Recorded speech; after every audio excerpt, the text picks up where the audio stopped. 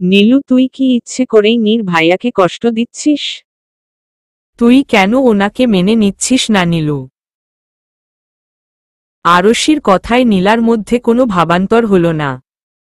সে আগের মতোই বইয়ের দিকে তাকিয়ে আছে। নীলার এমন নির্লিপ্ততা দেখে আরশির কপাল কুঁচকে এলো।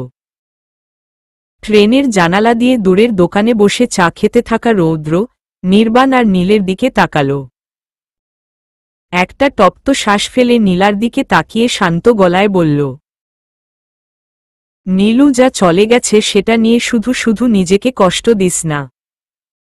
এভাবে আর কতদিন একা একা থাকবি? আদ্রাফকে ভালোবেসে তো কষ্ট ছাড়া কিছুই পাসনি। এবার না হয় অন্য কাউকে সুযোগ দে তোকে ভালোবেসে আগলে রাখার জন্য।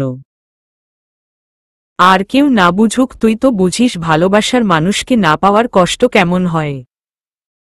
তুই কি করে সেই একই কষ্ট আরেকজনকে দিতে চাচ্ছিস?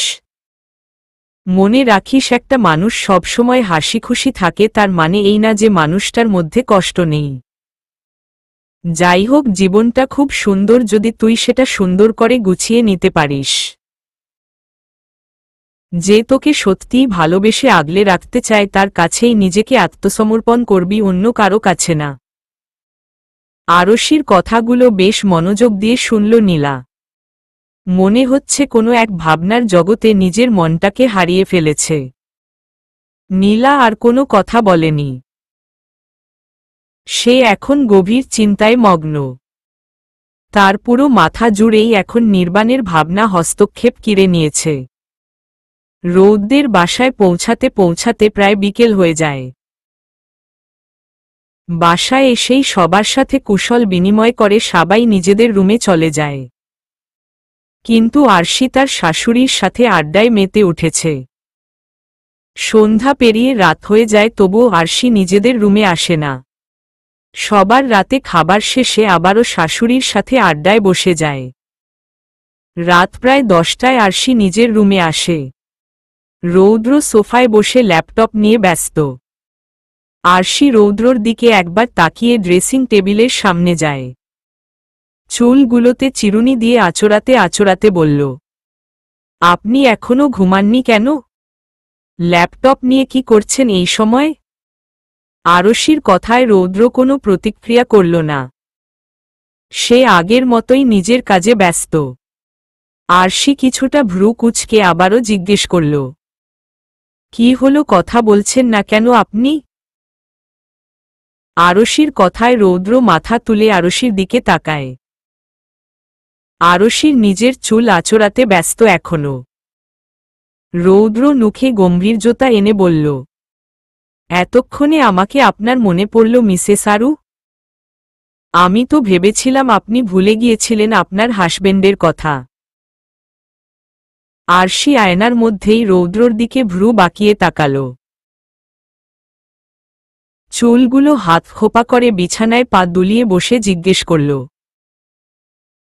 এইসব কথা বলছেন কেন? আবার কি নিয়ে রাগ করেছেন আমার উপর যে তুমি থেকে আপনিতে চলে এসেছেন? রৌদ্র ল্যাপটপটা বন্ধ করে সোফায় কাছের টেবিলের উপর রাখল। ডান হাতের আঙুল দিয়ে চুলগুলো পেছনে ঢেলে দেয়। গম্ভীর্যতার সাথে সোফা ছেড়ে উঠে দাঁড়ায়। আরশির দিকে এগিয়ে এসে গম্ভীর মুখে বলল, এখানে আসার পর একবারও কি আপনি আমার কাছে এসেছেন মিসেস আরু? আরশি হালকা হাসল। এবার সে বুঝতে সক্ষম হয়েছে তার রৌদ্র কেন গোমরা মুখে বসে আছে। আরশি মুচকি হেসে রৌদ্র মুখোমুখি হয়ে দাঁড়ায়। শান্ত গলায় বলল, আমরা তো এখানেই এসেছি বিকেলে। আম্মুর সাথে গল্প করতে করতে কখন যে রাত হয়ে গেছে খেয়াল করিনি। আর আপনার সাথে তো খাবার টেবিলে দেখা হয়েছিল। রৌদ্র বিরক্তি প্রকাশ করে শক্ত গলায় বলল, খাবার টেবিলে একবারও আমার দিকে ফিরে তাকিয়েছেন বলে তো আমার মনে হচ্ছে না। আরশি সরু চোখে রৌদ্রর দিকে তাকাল। নাক ফুলিয়ে রাগী কণ্ঠে বলল, এবার কিন্তু আপনি শুধু শুধুই রাগ দেখাচ্ছেন। এখানে বেড়াতে এসে কি সারাক্ষণ আপনাকে নিয়েই বসে থাকব নাকি? অদ্ভুত। মিসেস আরু, আপনি দেখছি নিজে ভুল করে এখন উল্টো আমাকেই ধমকাচ্ছেন। রৌদ্রর এমন কাঠাকাট গলা শুনে আরশি হতাশ নিঃশ্বাস ফেলে। রৌদ্রর অভিমান এত সহজে ভাঙবে সেটা আরশি খুব ভালো করেই জানে। আরশি নিরাশ হয়ে আবারও বিছানায় বসে পড়ে হতাশার সুর তুলে বলল, আচ্ছা এখন বলুন কি করতে হবে? কি করলে আপনার রাগ কমবে? রৌদ্র গম্ভীর গলায় বলল, বারান্দায় যাও, আমি কফি নিয়ে আসছি। আজ আকাশে চাঁদ নেই, তাই চন্দ্রবিলাস করা যাবে না। তাই শুধু শুধু বারান্দায় যেতে হবে না। রৌদ্র কথার সাথে সাথেই আরশি ফতাফত করে কথাগুলো বলে উঠল। এটা রৌদ্র নিয়মিত কাজ। দুয়েক দিন পর পর বারান্দায় চন্দ্রবিলাস আর বৃষ্টিবিলাস করা, মাঝে মাঝে তো কোনো কারণ ছাড়াই আরশিকে নিয়ে বারান্দায় অনায়াসে নির্ঘুম রাত কাটিয়ে দেয়। আরশির কথায় রৌদ্রর ভ্রুজোড়া আগের থেকেও খানিকটা কুঁচকে গেল। জোরালো শ্বাস ফেলে রুম থেকে বেরিয়ে যেতে যেতে বলল, তুমি আমার পাশে থাকলে আকাশে চাঁদ তারা কিছুই থাকা লাগবে না রুদ্রাণী। তোমাকে নিয়ে শুধু অন্ধকার বিলাস করেও আমি ধন্য। রৌদ্র চলে গেল। আরশি এখনো রৌদ্র যাওয়ার পানে স্থির নয়নে তাকিয়ে আছে। হঠাৎই রৌদ্রর কথা ভেবে আরশি আনমনেই হেসে দেয়। অন্ধকারাচ্ছন্ন আকাশের পানে একদৃষ্টিতে চেয়ে আছে নীলা। ছাদের এক কোণে রেলিংয়ের উপর হাত রেখে গভীর ভাবনায় ডুব দিয়েছে। আরশির বলা কথাগুলো তার মাথায় ঘুরপাক খাচ্ছে। কোনো মতেই নির্বাণ বের হচ্ছে না নীলার মাথা থেকে। নীলু, এখানে একা একা কি করছি সেই সময়? নীলের কণ্ঠে নীলা পেছনে ফিরে তার দিকে তাকায়। শান্ত গলায় বলল, কিছু না, এমনিতেই এসেছি, ঘুম আসছে না তাই।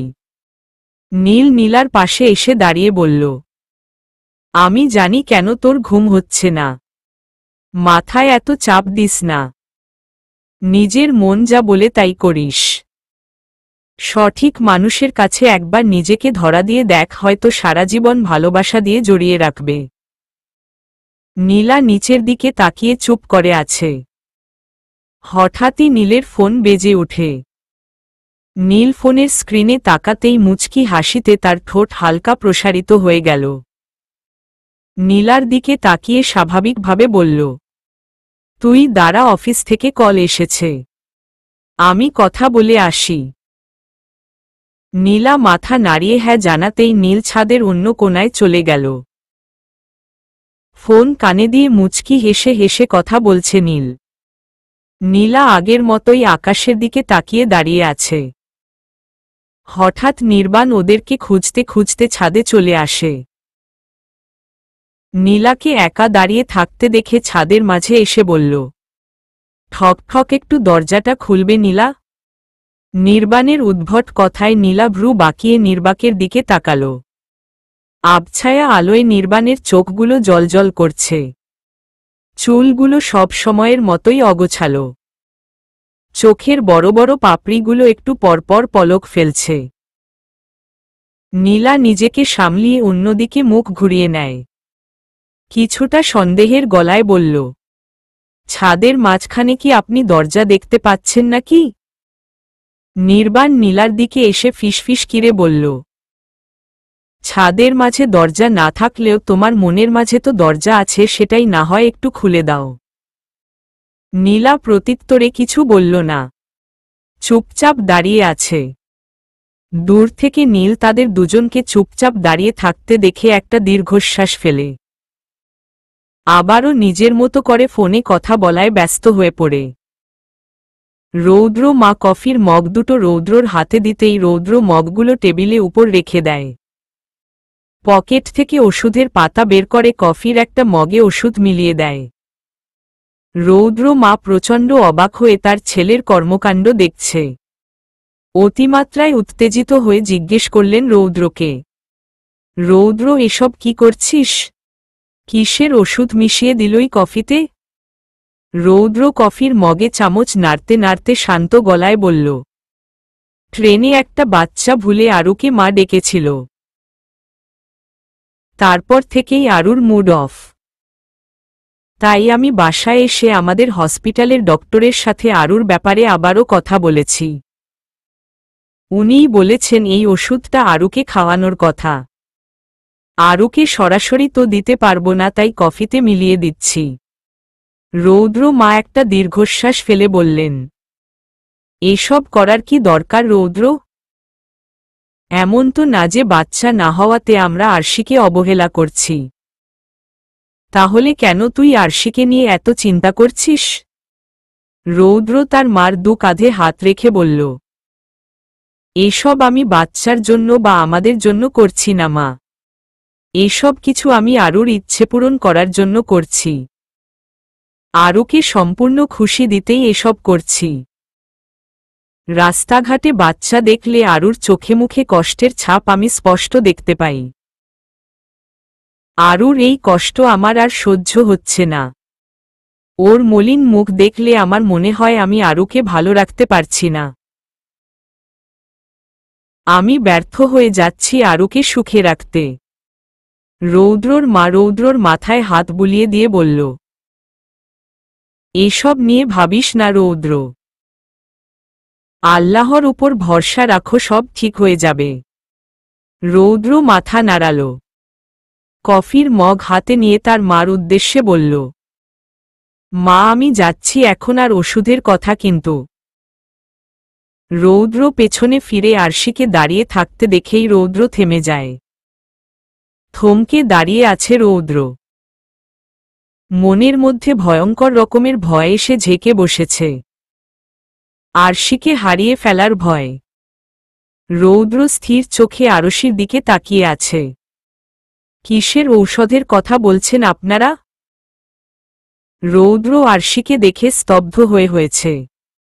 তার মুখ দিয়ে কোনো শব্দ বের হচ্ছে না। রৌদ্র মা কিছুটা ইতস্তত বোধ করছে। আরশি রান্নাঘরে ভিতরে এসে রৌদ্র সামনে দাঁড়িয়ে জিজ্ঞেস করল, কেউ কি অসুস্থ রোদ?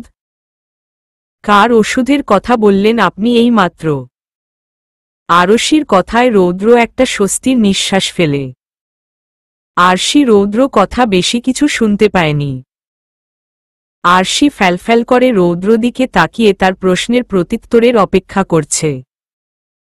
রৌদ্র নিজেকে সামলিয়ে নিয়ে ছোট্ট করে একটা শ্বাস ফেলে বলল, কারো কিছু হয়নি।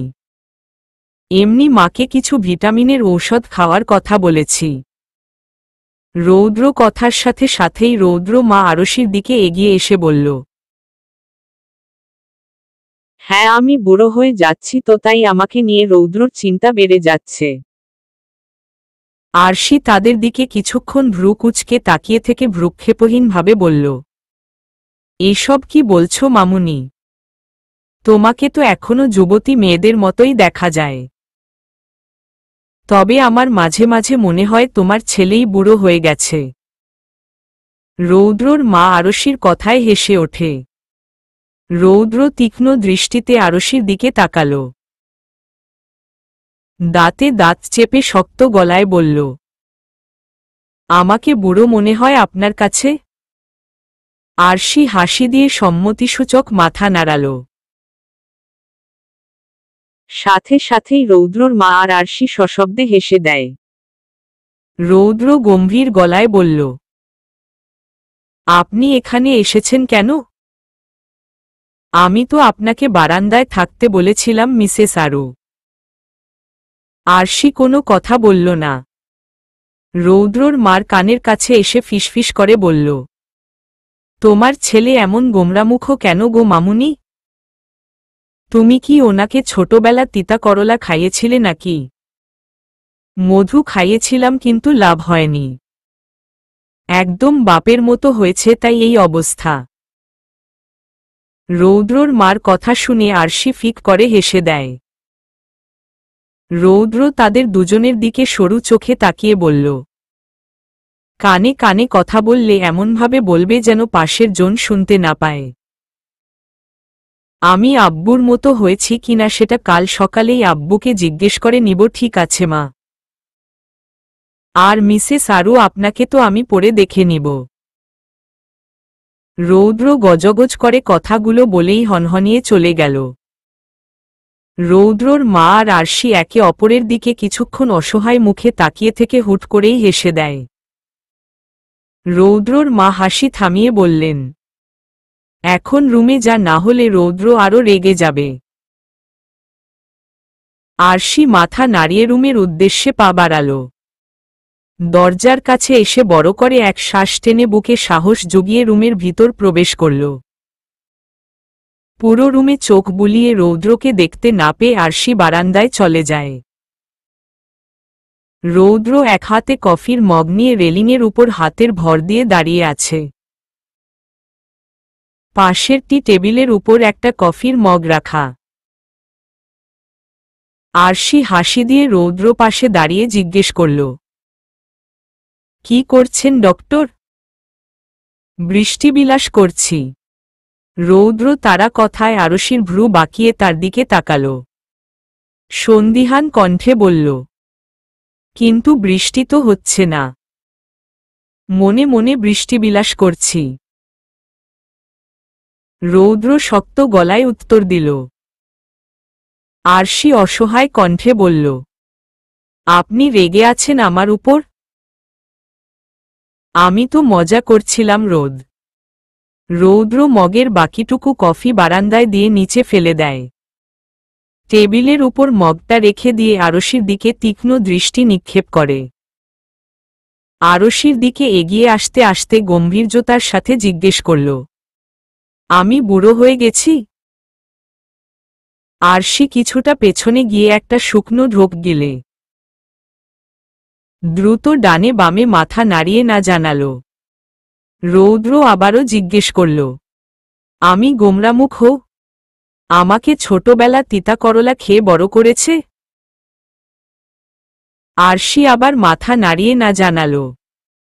রৌদ্র এবার ধমকের স্বরে বলল, এখন মুখ দিয়ে কথা বের হচ্ছে না কেন? তখন তো খুব বক বক করছিলেন আম্মুর সামনে। মাথা না নাড়িয়ে মুখ দিয়ে উত্তর দিন। আরশি খানিকটা সময় চুপ থেকে কিছু একটা ভেবে আচমকাই রৌদ্র ডানগালে টুপ করে কিস করে বসে। রৌদ্র হতভম্ব হয়ে ডানগালে হাত দিয়ে দাঁড়িয়ে আছে। চোখ দুটো বিস্ময় গোলাকার ধরন করেছে। আরশি বিশ্বজয়ী একটা হাসি দিয়ে চেয়ারে বসে পড়ে কফির মগ তুলে এক চুমুক খেয়ে গলা খেকড়িয়ে বলল, রোদ, আপনি এভাবে দাঁড়িয়ে আছেন কেন? আরশির কথায় রৌদ্রর ঘোর কাটে।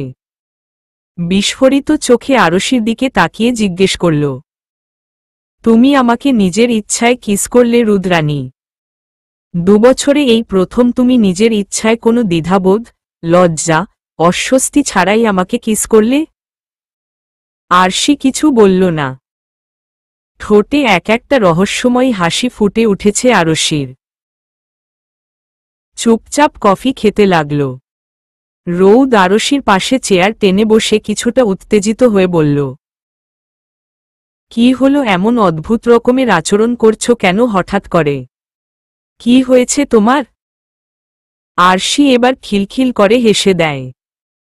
কফি মগ রেখে দিয়ে বলল, আপনার কাছ থেকেই এসব শিখেছি।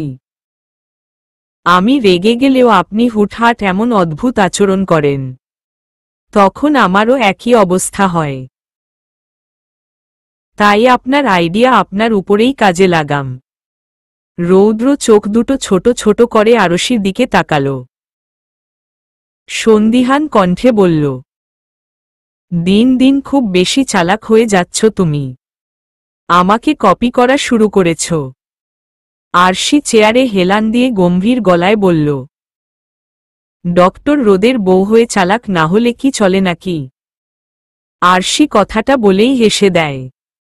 রৌদ্র তার সাথে তাল মিলিয়ে হেসে যাচ্ছে। এভাবেই একসাথে বসে অন্ধকার বিলাস করছে রৌদ্র আর তার রুদ্রাণী। রৌদ্র মুগ্ধ নয়নে তার রুদ্রাণীর হাসি মুখ উপভোগ করছে। এ যেন কোনো অন্ধকার বিলাস নয়, ভালোবাসাময় এক রঙিন মুহূর্ত। ঈদ মোবারক আদরাফ। কেমন আছিস? ফোনের অপর প্রান্ত থেকে আদ্রাফ বলল। ঈদ মোবারক আসো। আমরা ভালো আছি, তোরা সবাই কেমন আছিস? আর ছুটি কেমন কাটাচ্ছিস তোরা সবাই? আরশি একটা মলিন হাসি দিয়ে বলল। এই তো ভালোই, তবে তোরা থাকলে আরো বেশি মজা হতো। ধুর গাধি, আমাদের নিয়ে মন খারাপ করিস না। তোরা আসলে অন্য একদিন সবাই দেখা করব। এই নে, কাসফির সাথে কথা বল। আদ্রাফ কাসফিয়ার কাছে ফোন দিতেই কাসফিয়া মুচকি হেসে বলল, ঈদ মোবারক আসো। ঈদের অনেক অনেক শুভেচ্ছা। তোকেও ঈদের অনেক অনেক শুভেচ্ছা। কি অবস্থা তোর? কাসফিয়া ছোট্ট করে উত্তর দিল, ভালো। আরশি কিছুক্ষণ চুপ থেকে উত্তেজনা নিয়ে জিজ্ঞেস করল, আমাদের পুচকির কি অবস্থা? কতটুকু বড় হয়েছে? এখন কি নড়াচড়া করে? আচ্ছা, তুই না হয় তোর একটা ছবি তুলে দে দেখি তুই কতটা মোটা হয়েছিস, তোর পেট বড় হয়েছে কিনা। আরশির এতগুলো প্রশ্নের জবাবে কাসফিয়া সহজ গলায় বলল, আশু মাত্র 4 মাসে এত কিছু বোঝা যায় না। আরশি হতাশ হল। জোরালো শ্বাস ফেলে বলল, ওহ। কাসফিয়া আর কোনো কথা বাড়াল না। ব্যস্ততার তারা দেখিয়ে বলল, আশু এখন রাখছি, একটু কাজ আছে। দুলাভাই আর বাকি সবাইকে আমার পক্ষ থেকে ঈদের শুভেচ্ছা জানিয়ে দিস। আরশির কথার কোনো অপেক্ষা না করেই কাসফিয়া ফোন কেটে দিল। আরশি ফোনটা কানের কাছ থেকে সামনে এনে একটা দীর্ঘশ্বাস ছাড়ল। আরশি জানে কাসফিয়া মিথ্যা বাহানা দেখিয়েই ফোন কেটে দিয়েছে।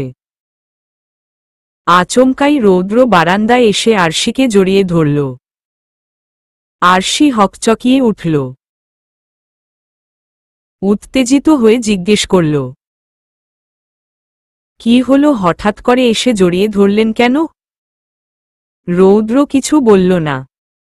আগের থেকেও শক্ত করে নিজের সাথে মিশিয়ে নিল আরশিকে। আরশি রৌদ্র পিঠে হাত বুলিয়ে দিয়ে বললেন, মসজিদ থেকে কখন এসেছেন? রৌদ্র শান্ত গলায় বলল, কিছুক্ষণ আগেই এসেছি, যখন ফোনে কথা বলছিলে। আরশির আর বুঝতে বাকি রইল না রৌদ্র কেন তাকে এভাবে জড়িয়ে ধরেছে। আরশি হালকা হাসি দিয়ে বলল, আমি ঠিক আছি রোদ, ছাড়ুন এখন। রৌদ্র আরশিকে ছেড়ে দিল। আরশি রৌদ্রর দিকে তাকাল। রৌদ্রর ফর্সা ত্বকে নীল পাঞ্জাবিটা একদম ফুটে উঠেছে। বাদামি বর্ণের চোখগুলোতে এক আকাশ সমান ভালোবাসা প্রকাশ পাচ্ছে। রৌদ্র দু হাত ভাঁজ করে শান্ত গলায় বলল, বিকেলে আমরা সবাই ঘুরতে যাব, রেডি থেকো। আরশি মুচকি হেসে সম্মতিসূচক মাথা নাড়ল। বিকেলে সবাই একসাথে নদীর পাড়ে ঘুরতে বেরিয়েছে। নীল কিছুটা দূরে ফোনে হেসে হেসে কথা বলতে ব্যস্ত। নির্বাণ বারবার নীলার সাথে কথা বলার সুযোগ খুঁজছে, কিন্তু নীলা আরশির সাথে হেসে হেসে কথা বলছে আর সামনে সামনে হাঁটছে। নির্বাণ রৌদ্র দিকে অসহায় মুখে তাকাতেই রৌদ্র চোখের ইশারায় নির্বাণকে আশ্বস্ত করে। দ্রুত পায়ে হেঁটে আরশির কাছে এসে হাত ধরে নীলার উদ্দেশ্যে বলল, শালিকা, আমি আমার ভালোবাসার বউকে কিছুক্ষণের জন্য ধার নিচ্ছি।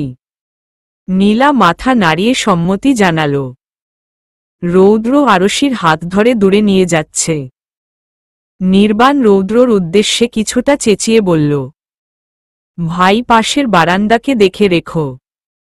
রৌদ্র মুচকি হাসে। আরশি ভ্রু কুঁচকে ফেলে রৌদ্রর এমন কাজে। নীলাও হতবাক হয়ে তাদের দিকে তাকিয়ে আছে। নির্বাণ নীলার পাশে এসে শান্ত গলায় বলল, তোমার সাথে আমার কিছু ইম্পর্টেন্ট কথা আছে নীলা। নীলা নির্বাণের দিকে না তাকিয়েই বলল, বলুন, শুনছি। নির্বাণ ছোট্ট করে শ্বাস ফেলে নীলার মুখোমুখি হয়ে দাঁড়িয়ে শীতল কণ্ঠে বলল, প্রায় 2 বছর হয়েছে গেছে আমি তোমার পেছনে লেগে আছি, তোমাকে রাজি করানোর চেষ্টা করছি। আমি জানি কেন তুমি রাজি হতে চাইছ না, কেন তুমি নিজেকে গুটিয়ে নিয়েছ ভালোবাসা থেকে। নির্বাণের কথায় নীলা চমকে তার দিকে বিস্মিত দৃষ্টিতে তাকাল। ক্রাশ ভাবিদের বাসায় প্রথম যেদিন গিয়েছিলাম তখনই আমি তোমার চোখে আদ্রাফের জন্য ভালোবাসা দেখেছি। ভালোবাসা না পাওয়ার কষ্ট দেখেছি তোমার ওই সিক্ত চোখে। তখনই আমি ভেবে নিয়েছিলাম আমি তোমাকে যে করেই হোক নিজের করে ছাড়ব। একটা মেয়ে যে কিনা একজনকে ভালোবাসার বিনিময়ে ভালোবাসা না বরং কষ্ট পেয়েও এতটা গভীরভাবে সেই মানুষটাকে ভালোবেসে গেছে, সেই মেয়েটাকে যদি একটু ভালোবাসা দিয়ে আগলে রাখতে পারি তাহলে নিশ্চয়ই তার দ্বিগুণ ভালোবাসা আমাকে ফিরিয়ে দিবে, তাই না? আমি অনেক চেষ্টা করেছি কিন্তু তোমার মন গলাতে পারিনি, তাই আজ সরাসরি বলতে বাধ্য হলাম। আজ শেষবারের মতো বলছি, আজ যদি রাজি না হও তাহলে আর কখনো তোমাকে ডিস্টার্ব করব না। নির্বাণ একনাগারে কথাগুলো বলেই বড় করে একটা শ্বাস নিয়ে আবারও বলতে শুরু করল, আমি তোমাকে ভালোবাসি নীলাদ্রি ওরফে নীলা, প্রচণ্ড রকম ভালোবাসি তোমাকে। একবার আমার হাত ধরে দেখো, কখনো ছাড়ব না। একবার বিশ্বাস করে দেখো, কথা দিচ্ছি কখনো তোমার বিশ্বাসের অমর্যাদা করব না। সারা জীবন ভালোবাসা দিয়ে আগলে রাখব তোমাকে। নীলা কিছু বলল না, নির্বাণের দিকে অপলক দৃষ্টিতে চেয়ে আছে। বড় বড় মায়াবী চোখগুলোতে প্রচুর ভয়, কোনো মূল্যবান কিছু হারিয়ে ফেলার ভয় আঁকড়ে ধরেছে নির্বাণকে। নীলা তৎক্ষণাৎ নির্বাণের দিক থেকে দৃষ্টি সরিয়ে অন্যদিকে মুখ ঘুরিয়ে নিল। কপালে বিরক্তির ভাঁজ পড়েছে নীলার। আমি তোমাকে ভালোবাসি নীলাদ্রি। নীলা এবারও কিছু বলল না, অন্যদিকে মুখ ঘুরিয়ে তাকিয়ে আছে। নীলাকে এভাবে নিশ্চুপ দাঁড়িয়ে থাকতে দেখে নির্বাণ প্রচণ্ড ক্ষেপে যায়। রাগে চোখমুখের অবস্থা পাল্টে চোয়ালে শক্ত হয়ে আসছে তার। নীলার ডান হাতের কনুইয়ের কিছুটা উপরের দিকে শক্ত করে চেপে ধরল, দাঁতে দাঁত চেপে শক্ত গলায় বলল, আমি এতক্ষণ ধরে কথা বলে যাচ্ছি আর তুমি চুপ করে দাঁড়িয়ে আছে। আমি তোমাকে কিছু বলেছি সেটার উত্তর দাও নীলা। নীলা কটমট চোখে নির্বাণের দিকে ফিরে তাকাল। নির্বাণ তার রাগান্বিত চোখ নীলার দিকে নিক্ষেপ করে আছে।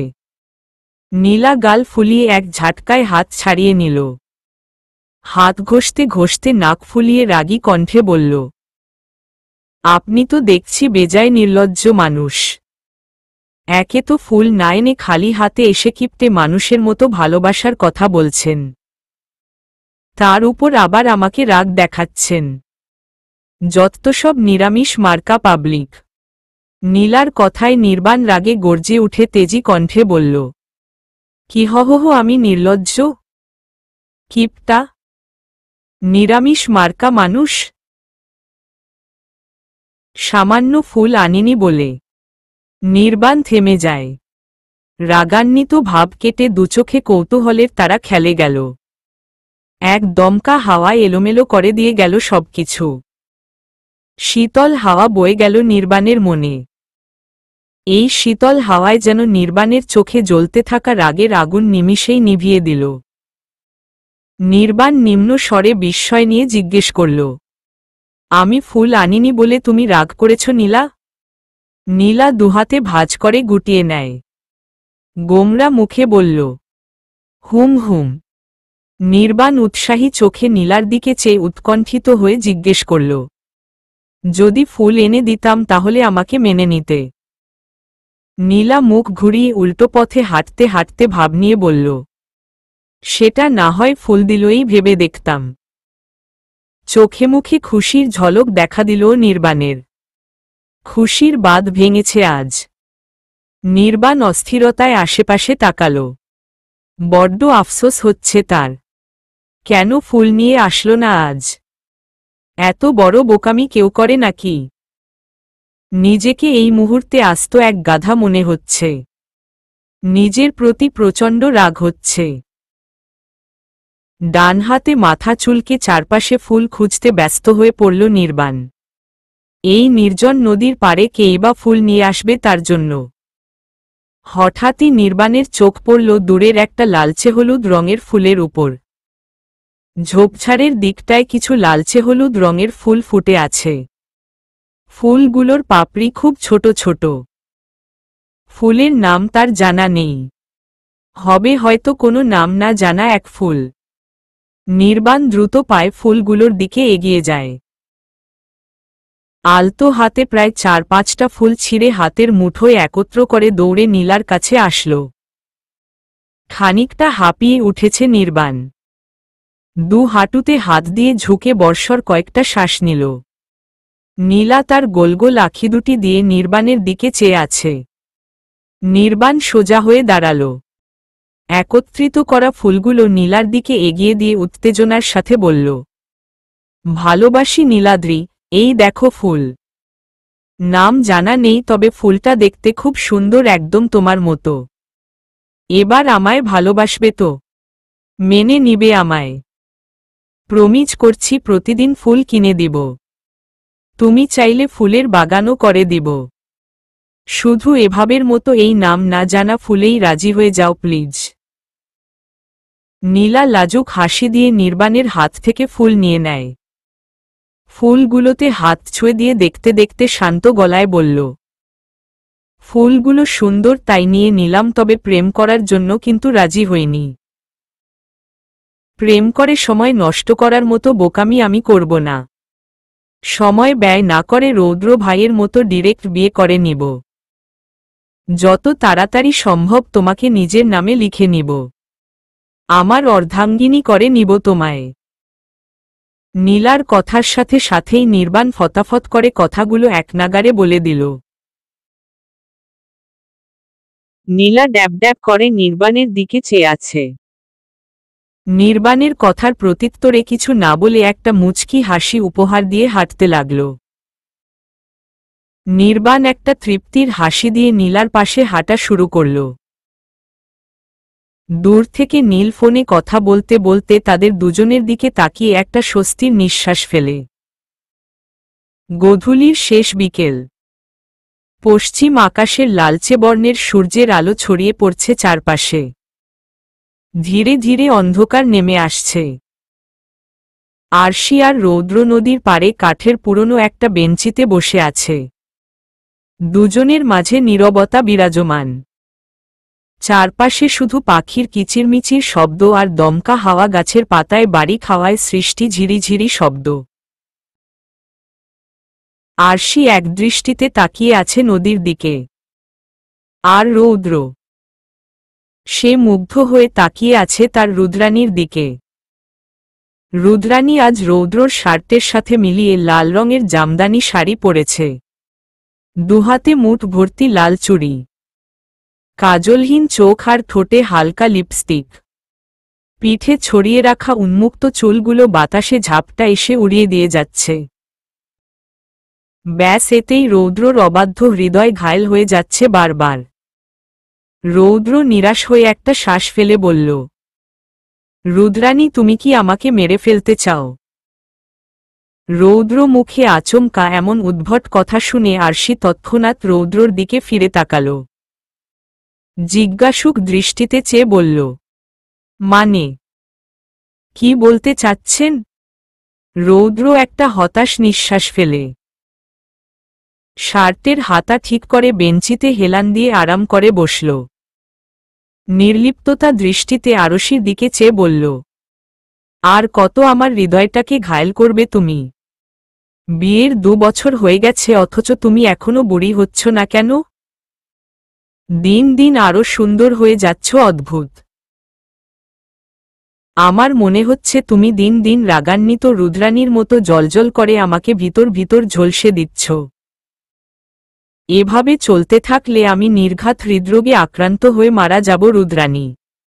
রৌদ্র অসহায় কণ্ঠে কথাগুলো বলেই একটা দীর্ঘশ্বাস ফেলে আরশি রৌদ্র দিকে ফ্যালফ্যাল করে কিছুক্ষণ তাকিয়ে থেকে মুহূর্তেই লজ্জায় চোখ দুটো নামিয়ে ফেলে।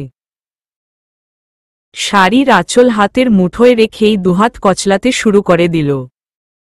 রৌদ্রর চোখ দুটো ছোট ছোট হয়ে গেল। নিখুঁতভাবে পরোক্ষ করছে তার রুদ্রাণীকে। আরশির হলদে ফর্সা গালগুলো লাল আভা ধারণ করছে। রৌদ্র নিজের মাথায় একটা চাপড় মেরে উঠে দাঁড়াল। বুকের বা পাশে ডান হাত দিয়ে চেপে ধরে অসহায় কণ্ঠে বলল, এই মেয়ে কি করছো তুমি? আমার বুকে হাতুড়ি পেটাচ্ছে তোমার এই লজ্জারুণ চেহারা। হার্টের ডক্টরই যদি হার্ট অ্যাটাক করে মারা যায় তাহলে আমার রোগীদের চিকিৎসা কে করবে রুদ্রাণী? আরশি রৌদ্র কথা শুনে অবাক চোখে তার দিকে তাকাল। রৌদ্র আরশির সামনেই বুকে হাত দিয়ে দাঁড়িয়ে আছে। রৌদ্রর গায়ের জড়ানো লাল শার্ট, কালো প্যান্ট আর হাতে কালো বেল্টের ঘড়ি। রৌদ্রর অবাধ্য চুলগুলো সব সময়ের মতোই কপালে এসে পড়ে আছে। রৌদ্র দ্রুত আরশির কাছে এসে আরশির শাড়ির আঁচল দিয়ে মাথায় বড় করে ঘোমটা টেনে দেয়। আরশির চোখ মুখ পর্যন্ত ঢেকে যায় ঘোমটায়। রৌদ্র ছোট্ট করে একটা শ্বাস ফেলে বলল, উফ ফারু, এভাবে তাকাবে না। তুমি বরং আজ থেকে এভাবে ঘোমটা দিয়েই আমার সামনে থাকবে। ঠিক আছে। আরশি ঘোমটা খানিকটা পেছনে ঢেলে দিয়ে মাথা তুলে রৌদ্রর দিকে তীক্ষ্ণ দৃষ্টি নিক্ষেপ করল। উঠে দাঁড়িয়ে রৌদ্র বুকে আস্তে করে একটা ধাক্কা দিয়ে ক্ষিপ্ত গলায় বলল, দিন দিন পাগল হয়ে যাচ্ছেন আপনি জানেন। আরশি কথাটা বলেই হাঁটা শুরু করে দিল। রৌদ্র মুচকি হেসে আরশির পাশে হাঁটতে হাঁটতে বলল, রৌদ্র তার রুদ্রাণীর জন্য পাগল হবে এটা স্বাভাবিক। আরশি আর চোখে রৌদ্র দিকে চেয়ে মনে মনে হাসল। আর কোনো কথা না বাড়িয়ে চুপচাপ হেঁটে যাচ্ছে। রৌদ্র আরশির গা ঘেঁষে আরশিকে এক হাতে জড়িয়ে ধরে সামনের দিকে এগিয়ে যেতে লাগল। আরশি মলিন মুখে কাসফিয়ার রুমে বসে আছে। গতকালই আরশিরা সবাই ঢাকায় এসেছে। এই প্রথম কাসফিয়াকে ছাড়া ঈদ কাটিয়েছে, তাই আরশির মনটা ছটফট করছিল কাসফিয়াকে দেখার জন্য। এই কারণেই ঢাকায় এসে সময় নষ্ট না করেই সকাল সকাল এসে পড়ল আদ্রাফদের বাসায়। আদ্রাফ তার বাবার সাথে হাঁটতে বেরিয়েছে। কাসফিয়া আরশিকে রুমে বসিয়ে দিয়ে কাজের বাহানা দেখিয়ে বাহিরে চলে গেছে। প্রায় 15 হয়ে গেছে অথচ এখনও কাসফিয়া রুমে আসেনি। আরশি বোরিং হয়ে গেছে এভাবে একা একা বসে থেকে। পুরো রুমে পায়চারি করছে। কিছুটা সময় বাদেই কাসফিয়া রুমে আসল। আরশির কাসফিয়ার হাত ধরে বিছানায় বসিয়ে নিজেও তার পাশে বসে পড়ে এক পাশ থেকে আলতো করে জড়িয়ে ধরে মলিন কণ্ঠে বলল, কখন থেকে বসে অপেক্ষা করছি তোর জন্য, কিন্তু তোর তো আসার কোনো নামগন্ধই নেই।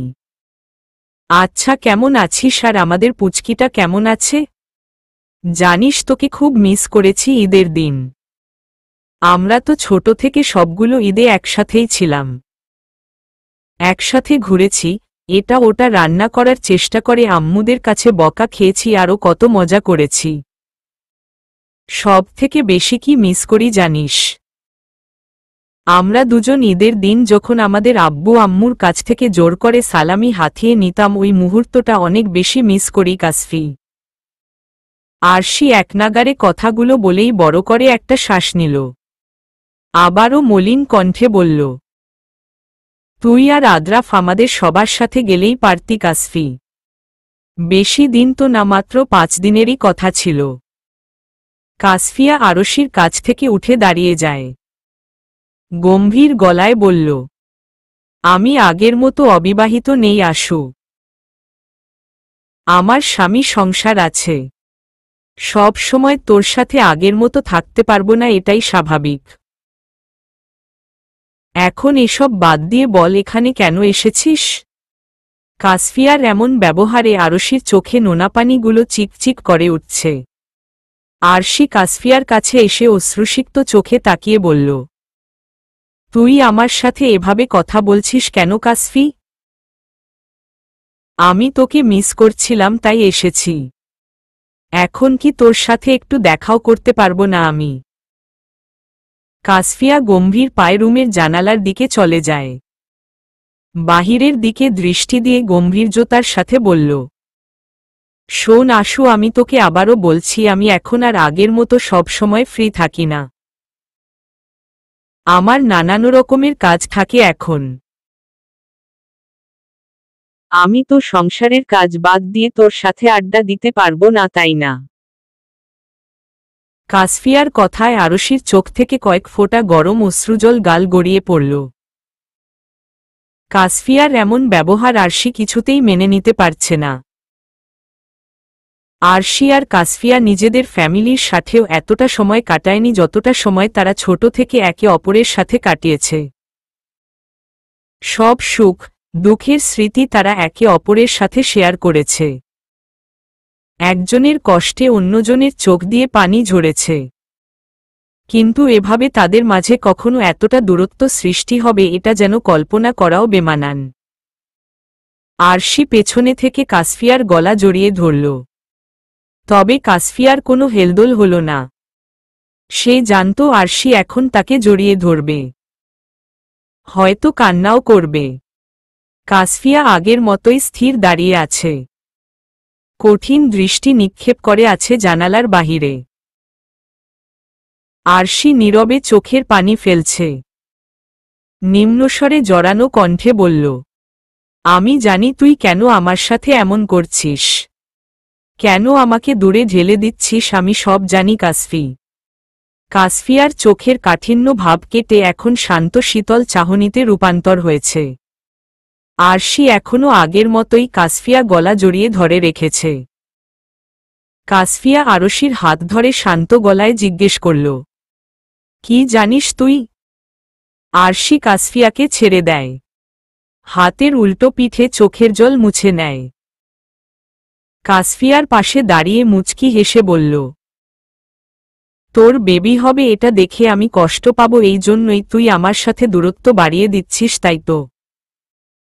কাসফিয়া জানালার দিক থেকে দৃষ্টি সরিয়ে আরশির দিকে এক পলক তাকাল। আরশির মুচকি হাসির মাঝেও এক সমুদ্র কষ্টের ঢেউ দেখা যাচ্ছে। ভেজা চোখের পাপড়িগুলো একটা আরেকটার সাথে লেগে আছে। মুখটা কেমন যেন মলিন মলিন লাগছে। কাসফিয়া তো তাকে কষ্ট না দেওয়ার জন্যই এমন করছে, তবুও কেন মেয়েটার মাঝে এত কষ্টের খোলামেলা দেখা যাচ্ছে? কাসফিয়ার কাছ থেকে কোনো প্রত্যুত্তর না পেয়ে আবারও মলিন কণ্ঠে বলল, কি হলো, কথা বলছিস না যে? আমি ঠিক বলেছি তো? কাসফিয়া কিছু বলল না, অপরাধীর ন্যায় মাথা নিচু করে দাঁড়িয়ে আছে। আরশি কাসফিয়ার কাঁধে হাত রেখে শীতল কণ্ঠে বলল, আমি মা হতে পারবো না, এটা ব্যর্থতা আমি জানি, কিন্তু তোর বেবি হবে অথচ আমি তোর পাশে থাকতে পারবো না। তোর মাঝে এই ছোট অস্তিত্বটাকে বেড়ে উঠতে দেখতে পারবো না। তোর বেবিকে কাছ থেকে অনুভব করতে পারবো না। এসব কিছু তো কোনো কষ্টের থেকে কম না কাসফি। তোর বেবিকে আদর করে হলেও তো নিজের ব্যর্থতাটাকে একটু ভুলে থাকতে পারব। নিজের সন্তানকে আদর করতে না পারলেও তো তোর বেবিকে আদর করতে পারব, ভালোবাসতে পারব।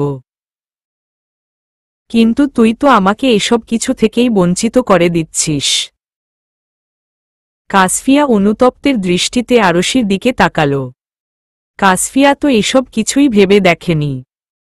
আরশি কাসফিয়াকে এক পাশ থেকে কাঁধ জড়িয়ে ধরল, মুচকি হেসে বলল, কি এসব ভাবিসনি তাই তো? ভাববি কিভাবে, তুই তো সবসময় আমার কষ্টটাকেই বড় করে দেখেছিস। আমি কষ্ট পাব এটা শুনলে তো তোর আর মাথায় কাজ করে না। কাসফিয়া কাঁদো কাঁদো মুখে বলল, আমি সত্যিই এভাবে ভেবে দেখিনি। আমি ভেবেছিলাম তুই আমাকে প্রেগন্যান্ট অবস্থায় দেখলে কষ্ট পাবি, তাই তোকে দূরে দূরে রেখেছি।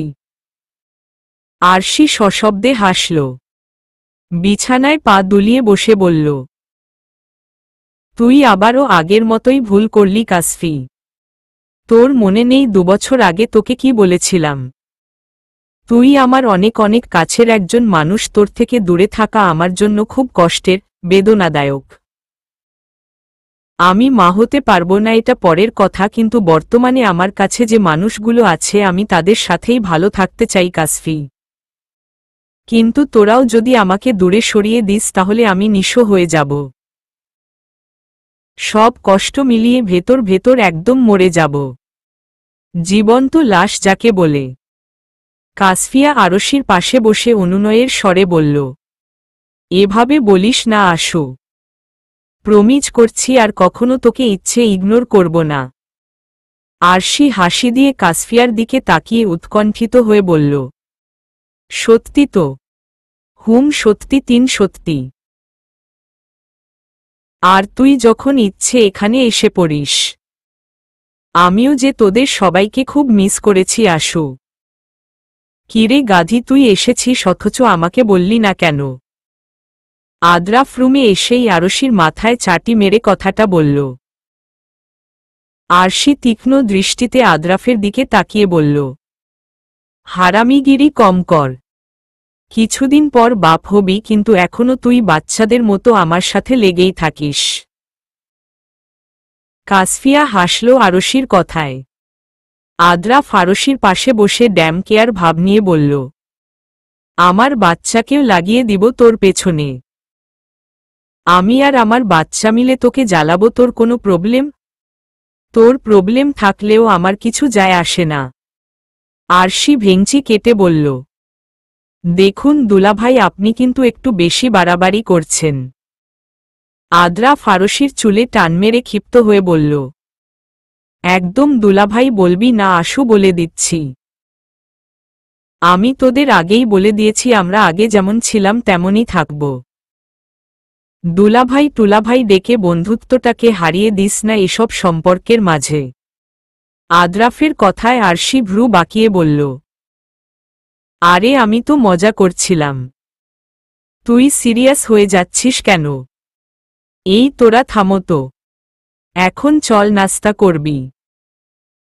কাসফিয়া কিছুটা বিরক্তি প্রকাশ করেই কথাটা বলল। আরশি আর আদ্রাফ ঝগড়াঝাটি বাদ দিয়ে কাসফিয়ার সাথে সাথে ডাইনিং রুমে চলে যায়। আদ্রাফদের থেকে বিদায় নিয়ে আরশি বেরিয়ে পড়ল বাসায় যাওয়ার উদ্দেশ্যে। রিকশা খুঁজতে খুঁজতে রাস্তা দিয়ে হেঁটে যাচ্ছে আরশি। হঠাৎই চোখ পড়ল পাশের মাঠে খেলা করতে থাকা কতগুলো বাচ্চার দিকে। বাচ্চা ছেলে মেয়েগুলো একটা ছোট্ট বিড়াল নিয়ে খেলছে আর খিলখিল করে হাসছে। আরশি ঠোঁটে হাসির রেখা ঝুলিয়ে মাঠের দিকে এগিয়ে যাচ্ছে। আচমকাই আরশির মাথা ঘুরে উঠল। চোখ অন্ধকার হয়ে আসছে, পুরো পৃথিবী যেন গোলগোল করে ঘুরছে। আরশি তাল সামলাতে না পেরে মাথায় হাত দিয়ে পড়ে যেতে নিলেই পাশ থেকে এক আগন্তুক এসে আরশিকে ধরে ফেলে। আরশি ছেলেটার শার্ট খামচে ধরে চোখ কুঁচকে বন্ধ করে রেখেছে। পুরো শরীরে অসাড় হয়ে আসছে তার। দাঁড়িয়ে থাকার শক্তিটুকুও পাচ্ছে না আরশি। ছেলেটি আরশির হাত শক্ত করে ধরে আরশিকে সামলানোর চেষ্টা করছে। প্রচণ্ড অস্থির হয়েও শালীন কণ্ঠে জিজ্ঞেস, ম্যাম আপনি ঠিক আছেন তো? কি হয়েছে আপনার? ছেলেটি আশাহত হল। আরশি কোনো কিছু বলার আগেই জ্ঞান হারিয়ে ফেলেছে। ছেলেটা আরশিকে কোনো রকম ধরে আছে। আশেপাশে তাকিয়ে তাড়াতাড়ি করে একটা রিকশা ডাকে। আরশিকে রিকশায় তুলে নিজেও আরশির পাশে বসে পড়ে। ছেলেটা রিকশাওয়ালাকে পাশের কোনো হসপিটালে নিয়ে যেতে বলল। রিকশা চলে থাকে হসপিটালের উদ্দেশ্যে। ছেলেটা অস্থির হয়ে আরশির দিকে তাকাচ্ছে আর বারবার গালে হালকা আঘাত করে জ্ঞান ফেরানো চেষ্টা করছে। কিন্তু কোনো লাভ হচ্ছে না। আরশির জ্ঞান ফিরছে না। প্রিয় রৌদ্র, সরি না বলেই চলে যাচ্ছি। আসলে কাসফিকে খুব মিস করছিলাম, তাই সকাল সকালই চলে যাচ্ছি ওকে দেখতে। আপনি ঘুমিয়ে আছেন তাই আর ডিস্টার্ব করতে ইচ্ছে করছে না। নাস্তা বানিয়ে রেখেছি, খেয়ে তারপর হসপিটালে যাবেন। বিদ্রোহ আমাকে নিয়ে একদমই চিন্তা করবেন না। আপনার রুদ্রাণী নিজের খেয়াল রাখবে। তাই রুদ্রাণী চায় রৌদ্র নিশ্চিন্তে থাকুক। আর হ্যাঁ, সর্বশেষ কথা, ভালোবাসি ডক্টর রোদ। ইতি। রুদ্রাণী। রৌদ্র চিঠিটা পড়ে একটা মুচকি হাসি দিল, কিন্তু আশেপাশে তাকিয়ে পরক্ষণেই হাসিটা গায়েব হয়ে গেল। কেন যেন খুব চিন্তা হচ্ছে তার রুদ্রাণীকে নিয়ে। মনটা খুব ছটফট করছে তার। কু ডাকছে। 2 বছরে এই প্রথম ঘুম থেকে উঠে রৌদ্র তার রুদ্রাণীর উজ্জ্বল হাসি মুখখানা দেখতে পায়নি। রৌদ্র একটা তপ্ত নিঃশ্বাস ফেলে। আরশিকে ছাড়া একা একা নাস্তা করার অভ্যেস তার নেই, তাই নাস্তা না করে হসপিটালের উদ্দেশ্যে বেরিয়ে যায়। প্রায় ঘণ্টা খানেক পরে আরশির জ্ঞান ফিরে। পিটপিট করে চোখ মেলে তাকালো আরশি। নিজেকে হসপিটালে দেখে তৎক্ষণাৎ উঠে বসে পড়ে। মাথাটা এখনো ভার ভার লাগছে। মনে হচ্ছে খুব বর্ষর একটা পাথরের নিচে মাথাটা চাপা পড়েছে। আরশি মাথা চেপে ধরে বসে আছে। তখনই ছেলেটা কেবিনে আসলো। আরশিকে বসে থাকতে দেখে হাসি মুখে তার দিকে এগিয়ে গেল। আরশি রুমে কারো উপস্থিতি টের পেতেই মাথা তুলে তাকায়। বিস্ময় নিয়ে তাকিয়ে আছে অচেনা ছেলেটার দিকে। ছেলেটার মুখে অমায়িক হাসি লেগে আছে। চোখগুলো বিড়ালের চোখের মতো। গায়ে কালো রঙের শার্ট প্যান্ট জড়ানো। হাতে রাবারের একটা ব্রেসলেট। ছেলেটা হাসি মুখেই বলল, নিজের একটু রাখবেন তো নাকি? যদি আমি না থাকতাম তাহলে তো রাস্তায় পড়ে থাকতেন আপনি। আরশি নিম্ন স্বরে কৃতজ্ঞতার সাথে বলল, ধন্যবাদ আমার খেয়াল রাখার জন্য। ছেলেটা ভ্রু কুঁচকে বলল, এই সময় নিজের একটু বেশি খেয়াল হয় জানেন না। একা একা বাহিরে ঘুরে বেড়াচ্ছেন কেন আপনি? আরশি বিস্মিত হয়ে ছেলেটার দিকে তাকালো। এই সময় বলতে ছেলেটা কি বলতে চাইছে ঠিক বুঝে উঠতে পারছে না। আরশি কৌতূহলবশত জিজ্ঞেস করল, এই সময় মানে কি বুঝতে চাচ্ছেন আপনি? আরশির কথায় ছেলেটার ভ্রুজোড়া আগের চেয়েও খানিকটা বেশি কুঁচকে এলো। আরশির বেডের পাশে রাখা চেয়ারে গা এলিয়ে দিয়ে বসল। আরশির দিকে ছোট ছোট চোখ করে তাকিয়ে সন্দিহান কণ্ঠে বলল, এখন দয়া করে এটা বলবেন না যে আপনি জানেনই না আপনার বাচ্চার কথা। ছেলেটার কথায় আরশি প্রচণ্ড চমকে উঠল। খানিকটা নেড়েচেড়ে বসে অপ্রস্তুত হয়ে বলল, কিসের বাচ্চা? কার বাচ্চা? কি বলছেন আপনি এসব? আমি কিছুই বুঝতে পারছি না। ছেলেটা তীক্ষ্ণতার সাথে আরশির দিকে কিছুক্ষণ চেয়ে থেকে উপরের দিকে তাকিয়ে বিড়বিড় করে বলল, আল্লাহ, এখন এটা যেন শুনতে না হয় যে এই মেয়ে অবিবাহিত। ছেলেটা কথাগুলো বলে নিজের কপালে হালকা চাপড় মারল। আরশি ছোট ছোট চোখ করে ছেলেটার কর্মকাণ্ড দেখে যাচ্ছে। সহজ গলায় বলল, আমি বিবাহিত।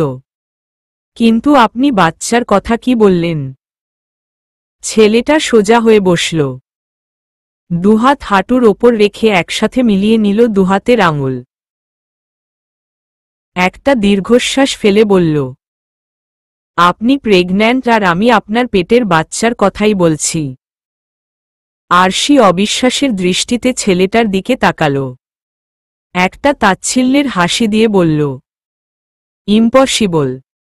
আপনি ভুল ভাবছেন। কি বলছেন আপনি? ইম্পসিবলের কি আছে এখানে? ডক্টর নিজেই তো আপনার চেক আপ করে বলেছেন এই কথা। এটা সম্ভব না। ডক্টরের হয়তো কোথাও ভুল হয়েছে। ছেলেটা একটা তপ্ত শ্বাস ফেলে বলল, আচ্ছা ঠিক আছে, আপনি নিজেই না হয় ডক্টরের সাথে কথা বলে আসুন। চলুন আমার সাথে। ছেলেটা চেয়ার ছেড়ে উঠে দাঁড়ালো, আরশির দিকে হাত বাড়িয়ে দিল। আরশি কিছুটা ইতস্তত বোধ করলেও দুর্বলতা থাকায় ছেলেটার হাত ধরেই ডক্টরের কেবিনে চলে যায়।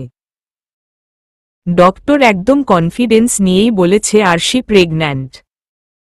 তবুও আরশি মানতে নারাজ, তাই আরশিকে শিওর করানোর জন্য টেস্ট করতে দিয়েছে। ইমার্জেন্সি টেস্টের রিপোর্ট দিতে বলা হয়েছে। 1.5-2 ঘন্টা লাগবে প্রেগন্যান্সি রিপোর্ট দিতে। আরশির অস্থিরতার পরিমাণ যেন সময়ের সাথে বেড়েই চলছে। নিজের মনের শান্তির জন্য পরপর 5 বার প্রেগন্যান্সি কিট নিয়ে টেস্ট করেছে। প্রতিবারই প্রেগন্যান্সি কিটে স্পষ্ট 2টো লাল দাগ ফুটে উঠেছে। তবুও আরশির মন শান্ত হচ্ছে না। প্রেগন্যান্সি রিপোর্ট দেখার জন্য অস্থির হয়ে উঠছে। রিসেপশনের পুরোটা জায়গা ধরে আরশি পায়চারি করে যাচ্ছে। ছেলেটা আরশির অস্থিরতা দেখে সন্দিহান কণ্ঠে বলল, প্রেগন্যান্ট হলে তো খুশি হওয়ার কথা, কিন্তু আপনি এভাবে অস্থির হচ্ছেন কেন? আরশি অস্থিরতার সাথেই বলল, কারণ আমি কখনো মা হতে পারবো না। আমি ব্যর্থ। ছেলেটা অবাক দৃষ্টিতে কিছুক্ষণ আরশির দিকে তাকিয়ে থাকে। মুখে অদ্ভুত সুন্দর এক হাসি টেনে নিয়ে বলল, আপনার ধারণা ভুল প্রমাণ হয়ে যাবে, দেখে নিন। আরশি বিস্মিত হয়ে ছেলেটার দিকে তাকালো, সাথে সাথেই ছেলেটার ফোন বেজে উঠল। ছেলেটা কিছুক্ষণ ফোনে কথা বলে আরশির কাছে এসে বলল, দুঃখিত ম্যাম, আমার এখন যেতে হবে। খুব জরুরি কাজ আছে। রিপোর্ট দেখে যেতে পারছি না। যদিও আমি জানি সুখবরই আছে। যাই হোক, নিজের খেয়াল রাখবেন আর আপনার হাসবেন্ডকে ফোন করে জানিয়ে দিন আপনি এখানে। আমি এখন আসছি। ভালো থাকবেন। আর তুলতুলের খেয়াল রাখবেন।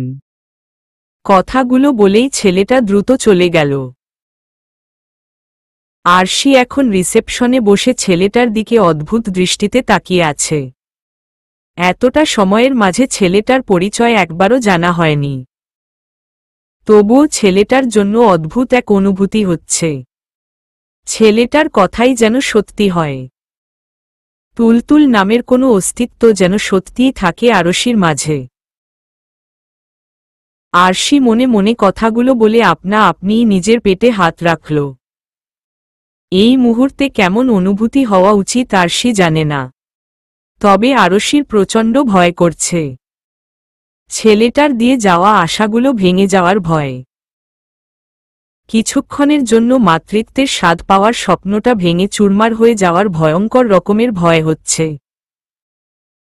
অপেক্ষা করা কারো জন্য হয় ভালোবাসার, আবার কারো জন্য হয় বিরক্তির, তবে এই মুহূর্তে অপেক্ষা করা আরশির জন্য ভয়, বিষণ্ণতা আর অনিশ্চয়তার। পাওয়া না পাওয়ার মাঝের অনিশ্চয়তার সাগরে ডুবে আছে আরশি। হয়তো এই অপেক্ষার মাধ্যমে জীবনটা আলোকিত হবে, অথবা সব আশা ভেঙে চুরমার হয়ে যাবে। আরশি কেবিনের বাহিরের একটা চেয়ারে বসে আছে। 2 হাত কপালে দিয়ে মাথা নিচু করে আছে। চুলগুলো অগোছালোভাবে ছড়ানো। আর মাত্র আধ ঘন্টা পর আরশির প্রেগন্যান্সির রিপোর্ট দিবে। বুকে চিনচিনে ব্যথা করছে তার। রৌদ্র ফোন করেছে 2 বার, কিন্তু আরশি কল রিসিভ করেনি। রৌদ্রকে এই অনিশ্চিত আশার আলো দেখানোর ক্ষমতা তার নেই। মিথ্যা আশা দিয়ে রৌদ্রর মন ভাঙতে পারবে না আরশি। তুমি এখানে এভাবে বসে আছো কেন? কথাটা কানে আসতেই আরশি মাথা তুলে মানুষটার দিকে তাকালো। আরশিকে চেক আপ করা ডক্টর রুবি কৌতূহলী চোখে আরশির দিকে তাকিয়ে আছে। চোখে চশমা, সাদা এপ্রনের নিচে খয়েরি রঙের শাড়ি গায়ে জড়ানো। কালো চুলের মাঝে কয়েকটা সাদা চুলগুলো যেন তার বয়সের জানান দিচ্ছে। আরশি মলিন মুখে বলল, রিপোর্টের জন্য অপেক্ষা করছি। ডক্টর রুবি আরশির মাথায় হাত দিয়ে বলল, আমার সাথে কেবিনে চলো। আমি এখন ফ্রি আছি, তোমার সাথে বসে কথার ছলে একটু সময় কাটানো যাবে। আরশি একটা মলিন হাসি দিল। ডরুবি আরশির হাত ধরে তার কেবিনে নিয়ে গেল। আরশিকে চেয়ারে বসিয়ে দিয়ে নিজেও আরশির পাশে চেয়ার টেনে বসে পড়ল। চশমাটা খুলে টেবিলের উপর রেখে শান্ত গলায় বলল, তুমি আমার মেয়ের মতো, তাই তোমাকে তুমি করেই বলছি। এখন বলতো, তুমি প্রেগন্যান্সির বিষয়টা নিয়ে এত অস্থিরতায় আছো কেন? তোমার চোখে মুখে বিষণ্ণতার রেশ দেখা যাচ্ছে। তুমি কি কোনো কারণে বাচ্চাটা চাচ্ছ না? শেষের কথা শুনেই আরশির বুক ছ্যাঁতো করে উঠল। মনে হচ্ছে সদ্য গরম তেলে পড়ে যাওয়া আরশির হৃদয়টা পুড়ে ঝলসে খা খা করছে। যা পাওয়ার জন্য আরশির এত বেকুলতা, সেটা পেয়েও হারিয়ে ফেলার চিন্তা করাও কোনো বর্ষর আঘাতের চেয়ে কম না। আরশি উত্তেজিত হয়ে দ্রুত বলল, না না, তা কেন চাইব? তাহলে তোমার মধ্যে এত ভয় কেন? কিসের এত জোরতা? আরশি কিছুটা সময় চুপ থেকে নিম্ন স্বরে বলল, কারণ এটা সম্ভব না। সন্তান জন্ম দেওয়ার ক্ষমতা আমার নেই। আমার হরমোনজনিত কিছু কারণে গর্ভধারণের চান্স খুবই কম। ডরুবি ভ্রু কুঁচকে ফেলল। সন্দিহান কণ্ঠে বলল, তাহলে তো এটা তোমার জন্য গুড লাক। কিন্তু তুমি এখানে উদাসীন হয়ে আছো কেন? আরশি কিছুটা নেড়েচেড়ে বসল। ইতস্তত করে বলল, কারণ আমি আর আমার হাজবেন্ড দুজনেই সন্তান জন্ম দিতে অক্ষম। তাই আপনার ধারণাটা আমার কাছে মিথ্যা আশ্বাস বলে মনে হচ্ছে। যেখানে আমার হাজবেন্ড আর আমি দুজনেই অক্ষম, সেখানে আমার প্রেগন্যান্সির বিষয়টা নেহাতই একটা মিথ্যা আশার প্রদীপ। হয়তো কিছুক্ষণের মধ্যেই সেই প্রদীপের শিখা নিভে যাবে। হঠাৎ করে একটু মিথ্যা আশার আলো দেখে দিশেহারা হয়ে গেছি। নিজেকে সামলিয়ে রাখতে কষ্ট হচ্ছে। একটু পরে সব আশা ভেঙে চুরমার হয়ে যাবে বলে ভয় পাচ্ছি। ডরুবি গম্ভীর হয়ে গেলেন। চেয়ারে হেলান দিয়ে মনে মনে বেশ কিছুক্ষণ হিসেব নিকেশ করে বলল, তুমি কি শিওর? আরশি হ্যাঁ সূচক মাথা নাড়াল। ডরুবি বিস্ময়ের সাথে বলল, যদি তোমার কোনো আপত্তি না থাকে তাহলে আমি তোমাদের গল্প শুনতে চাই। কিভাবে তোমাদের বিয়ে হয়েছে, দেখা হয়েছে সব। আরশি হালকা হাসল। বেশ কিছুটা সময় নিয়ে শুরু থেকে সবকিছু ডক্টরকে খুলে বলল।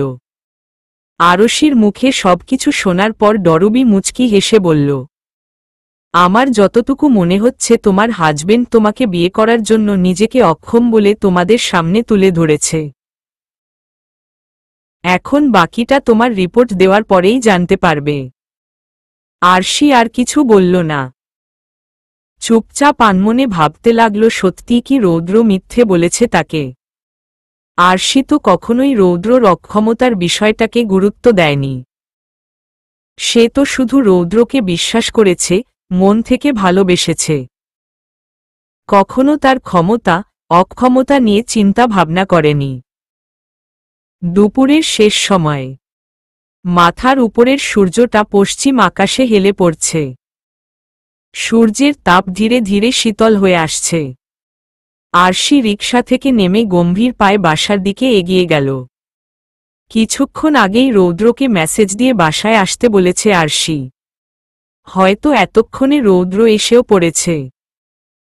আরশি কলিং বেলে টিপ দেওয়ার কয়েক সেকেন্ডের মাঝেই দরজা খুলে যায়। কোথায় ছিলে এতক্ষণ? ফোন রিসিভ করছিলে না কেন? আর আমাকে বাসায় আসতে বললে কেন হুট করে? রৌদ্র দরজার কাছে দাঁড়িয়েই অস্থিরতার সাথে একের পর এক প্রশ্ন ছুড়ে দিচ্ছে আরশির দিকে। আরশি রৌদ্রর প্রশ্নগুলোর কোনো জবাব না দিয়ে পাশ কেটে ভিতর চলে যায়। রৌদ্র অবাক চোখে আরশির দিকে তাকিয়ে আছে। দরজা লাগিয়ে আরশির কাছে এসে আবারও জিজ্ঞেস করল, কি হলো, কথা বলছো না কেন আরু? আর তোমাকে এমন দেখাচ্ছে কেন? কিছু হয়েছে তোমার? আরশি সাইড ব্যাগটা সোফায় রেখে রৌদ্র দিকে শান্ত চাহনিতে তাকাল। নির্লিপ্ততার সাথে জিজ্ঞেস করল, আপনি কি আমাকে কোনো কিছু নিয়ে মিথ্যা বলেছেন?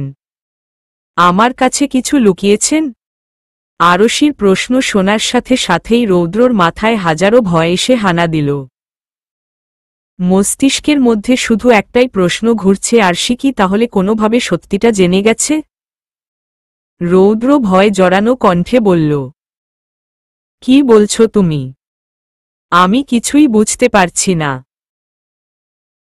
আরশি কোনো কথা না বলে ব্যাগ থেকে রিপোর্টের কাগজ বের করে রৌদ্রর হাতে দিল। রৌদ্র কাগজটা খুলে আরশির প্রেগন্যান্সির রিপোর্ট দেখে স্তব্ধ হয়ে যায়। আরশি মা হতে পারবে। আরশির মা হওয়ার ইচ্ছে পূরণ হয়েছে। সত্যিই কি আরশি প্রেগন্যান্ট? রৌদ্র বিস্ফোরিত চোখে রিপোর্টটা বারবার দেখছে, মনে মনে নিজেকেই প্রশ্ন করছে। আরশির দিকে তাকিয়ে রৌদ্র ভয়ঙ্কর রকমের বিস্ময় নিয়ে আরশির দু কাঁধে হাত রেখে হালকা ঝাঁকি দিয়ে জিজ্ঞেস করল, তুমি প্রেগন্যান্ট আরু? আমাদের বেবি হবে? সত্যি? আরশি নির্লিপ্ততাভাবে ছোট্ট করে উত্তর দিল, হুম সত্যি। আরশির কথার সাথে সাথেই রৌদ্র আরশিকে শক্ত করে জড়িয়ে ধরল। মনে হচ্ছে এখনই আরশিকে নিজের বুকের মধ্যে ঢুকিয়ে নেবে। খুশিতে রৌদ্র চোখ দুটো চিকচিক করছে। প্রচণ্ড উত্তেজিত হয়ে রৌদ্র বলতে লাগল, আমি অনেক খুশি হয়েছি আরু। আমি জানি না বাবা হওয়ার ফিলিংস কেমন হয়। আর এই মুহূর্তে আমি এমন অনুভব করছি আমি কিছুই বুঝতে পারছি না। কিন্তু আমি অনেক খুশি, অনেক। তুমি মা হবে। তোমার পেটে আমাদের সন্তান আস্তে আস্তে বড় হবে। ছোট ছোট হাত পা থাকবে। এসব ভেবেই তো আমি খুব খুব খুব এক্সাইটেড রুদ্রাণী। রৌদ্র অগোছালোভাবে একনাগাড়ে কথাগুলো বলল। সাথে সাথে চোখ থেকে কয়েক ফোঁটা অশ্রু গাল গড়িয়ে আরশির কাঁধের দিকের ওড়নায় পড়ল। আরশির আগের মতোই স্থির দাঁড়িয়ে আছে। তার মধ্যে কোনো প্রকার প্রতিক্রিয়া দেখা যাচ্ছে না। আরশি শান্ত গলায় বলল, আপনি আমাকে মিথ্যে কথা বলেছিলেন তাই না রৌদ্র? রৌদ্রর হাতের বাঁধন হালকা হয়ে আসল। আরশির কথাগুলো দমকাঝড়ো হাওয়ার মতো এসে রৌদ্র সকল আনন্দময় অনুভূতিগুলোকে লণ্ডভণ্ড করে দিল। বিষণ্ণতায় ছেয়ে গেল চারপাশ। রৌদ্রর মুখের হাসিখানি মিলিয়ে গেল তার লুকায়িত কথার অনুতাপে। খুশিতে চিকচিক করে ওঠা মুখ ফ্যাকাশে বর্ণের ধারণ করেছে। রৌদ্র আরশিকে ছেড়ে দিয়ে সোজা হয়ে দাঁড়াল। চোখ দুটোতে অনুতাপ আর ভয়ের খেলামেলা হচ্ছে। রৌদ্রকে চুপ করে থাকতে দেখে আরশির ধৈর্যের বাঁধ ভাঙল। রাগ, অভিমান আর ঘৃণায় আরশির চোখে মুখে কঠোরতা ফুটে উঠল। রাগে গর্জে উঠে হুঙ্কার দিয়ে বলল, মিথ্যা দিয়ে আমাদের সম্পর্ক শুরু করেছেন আপনি রৌদ্র। 2 বছর ধরে আমাকে মিথ্যার জালে জড়িয়ে রেখেছেন। মিথ্যা দিয়ে তৈরি সম্পর্কের বাঁধনে আটকে রাখতে চেয়েছেন আমাকে। রাগে আরশির শরীর থরথর কাঁপছে। মুখ যেন হিংস্র বাঘিনীতে রূপান্তর হয়েছে। রৌদ্র আরশিকে শান্ত করার জন্য আরশির হাত ধরে অনুনয়ের স্বরে বলল, আরু প্লিজ শান্ত হও। ঠান্ডা মাথায় একবার আমার কথা শোনো আরু প্লিজ। আরশি এক ঝাটকায় রৌদ্র হাত সরিয়ে দেয়। রৌদ্রর থেকে 2 কদম পেছনে সরিয়ে দাঁড়িয়ে ক্ষিপ্ত গলায় বলল, একদম আমাকে ছোবেন না বলে দিচ্ছি। মিথ্যা কথা বলে আমাকে ধোকায় রেখেছেন এতদিন আপনি। কিভাবে পারলেন আপনি এসব করতে রৌদ্র? আমার বিশ্বাস নিয়ে খেলেছেন আপনি। এত বড় একটা মিথ্যা কথা বলার আগে একবারও কি আপনার বিবেকে বাঁধল না? আমি তো আপনাকে মন থেকেই ভালোবেসেছি, বিশ্বাস করেছি। আপনি একবার বলায় আপনার সব কথাই সত্যি ভেবে মেনে নিয়েছি। কখনো আপনার অক্ষমতাকে নিয়ে নিজের মাথায় একটু চিন্তাও আনিনি। কখনো সন্তানের কথা আপনার সামনে মুখেও নেইনি আপনি কষ্ট পাবেন বলে। সব সময় নিজেকে শক্ত রেখেছি এই ভেবে যে দিন শেষে আপনার বুকেই আমার ঠাঁই মিলবে। একটা শক্তপোক্ত বিশ্বস্ত বুক, যেখানে নিজের সব কষ্টগুলোকে তুচ্ছ বলে মনে হয়, যেখানে আছে আকাশ সমপরিমাণ নিঃস্বার্থ ভালোবাসা। কিন্তু না, আপনার কাছেই আমি ধোঁকা পেলাম। আপনি আমার বিশ্বাসের অমর্যাদা করেছেন। রৌদ্র অশ্রুসিক্ত চোখে আরশির দিকে তাকিয়ে আছে। আরশির দু চোখ দিয়ে অঝরে পানি পড়ছে, বিশুদ্ধ কোমল পানি, যে বিশুদ্ধ নোনা জল দেখেই প্রথমবার রৌদ্র আরশির প্রেমে পড়েছিল কিছু সময়ের জন্য। আজ সেই বিশুদ্ধময়ীর নোনা জলগুলো তার বুকে তীরে মতো এসে বিঁধছে, ক্ষতবিক্ষত করে দিচ্ছে তার হৃদয়টাকে। রৌদ্র আরশির দিকে এগিয়ে যেতে নিলেই আরশি আবারও দূরে সরে যায়। খবরদার, আমার কাছে আসবেন না আপনি। আমি থাকব না এখানে। কোনো মিথ্যাবাদীর সাথে আমি থাকতে পারবো না। আরু, আমার কথা শোনো প্লিজ। আমি তোমাকে ধোঁকা দেইনি আরু। হ্যাঁ, আমি মানছি আমি মিথ্যে বলেছি, কিন্তু সেটা আমাদের ভালোর জন্য। আরশি রৌদ্রর কথার কোনো তোয়াক্কা না করে চোখের পানি মুছে নেয়। সোফা থেকে ব্যাগ নিয়ে তাচ্ছিল্যের স্বরে বলল, ভালো জন্য। আমার বিশ্বাস ভেঙেছেন ভালোর জন্য। আরশি কথাগুলো বলেই হনহনিয়ে দরজার দিকে এগিয়ে যাচ্ছে। আমি মানছি আপনি আমাকে ভালোবাসেন বলেই এমনটা করেছেন, কিন্তু একবারও কি ভেবেছেন যাদের সত্যিই এমন প্রবলেম আছে, যারা সত্যিই সন্তান জন্ম দিতে অক্ষম, তাদের কেমন লাগে নিজেদের ব্যর্থতা নিয়ে?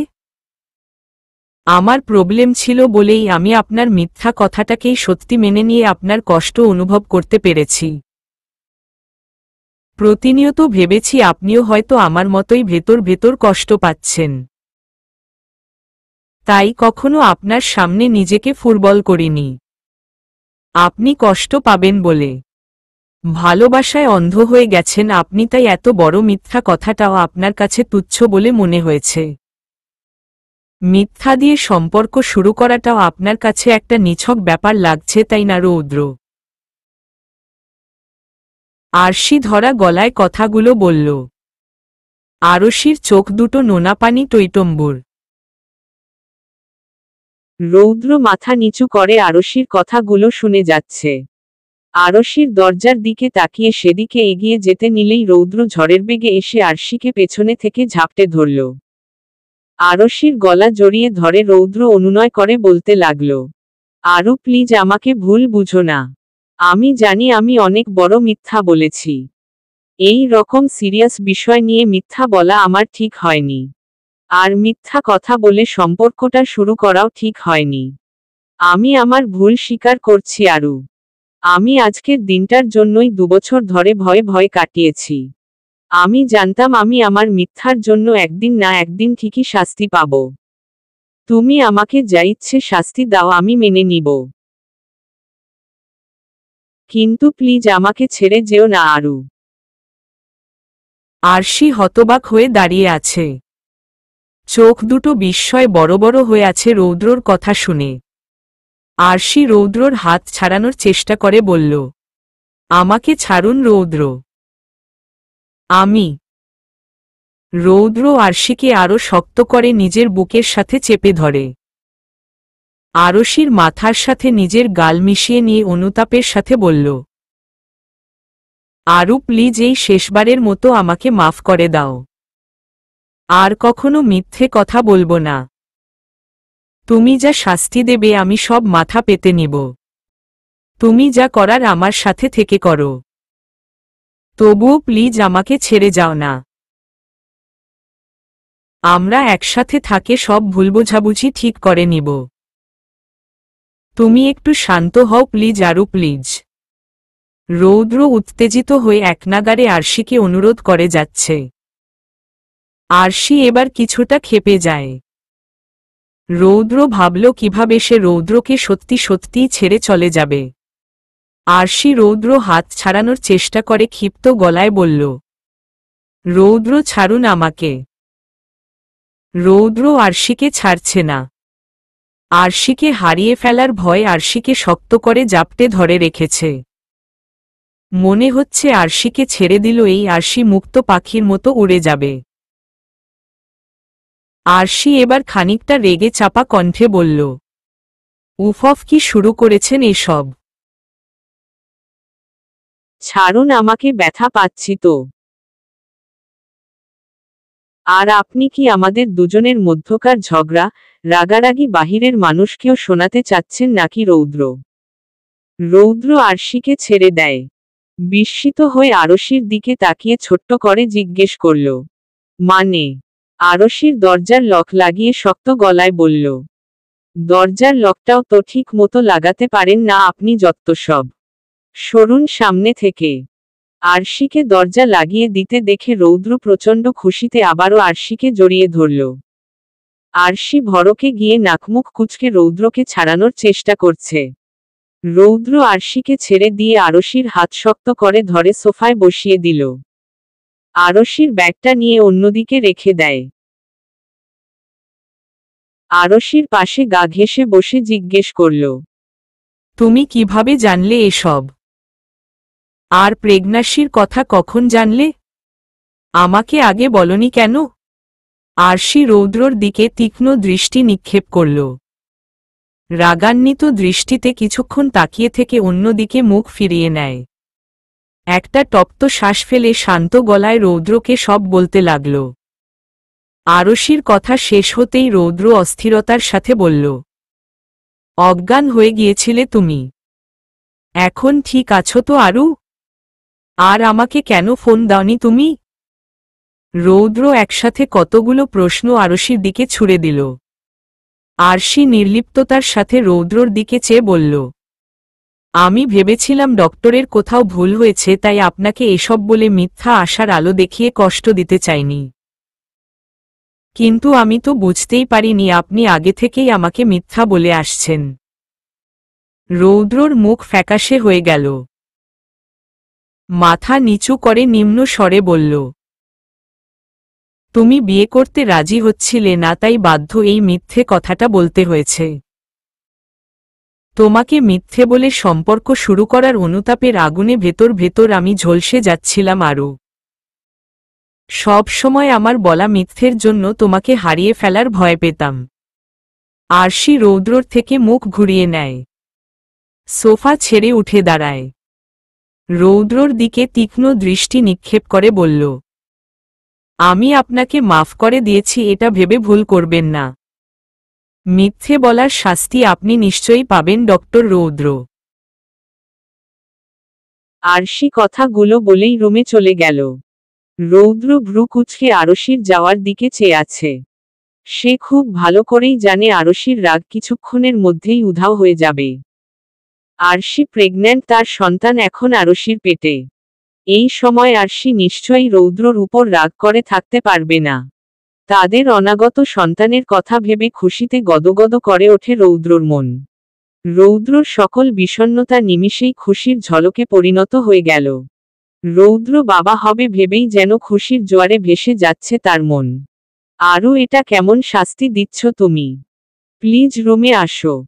বিকেল থেকে কথা বলছো না, তোমাকে ছুতে দিচ্ছ না, এসব না হয় মানলাম, কিন্তু এখন এই রুমে এসে থাকার কি মানে?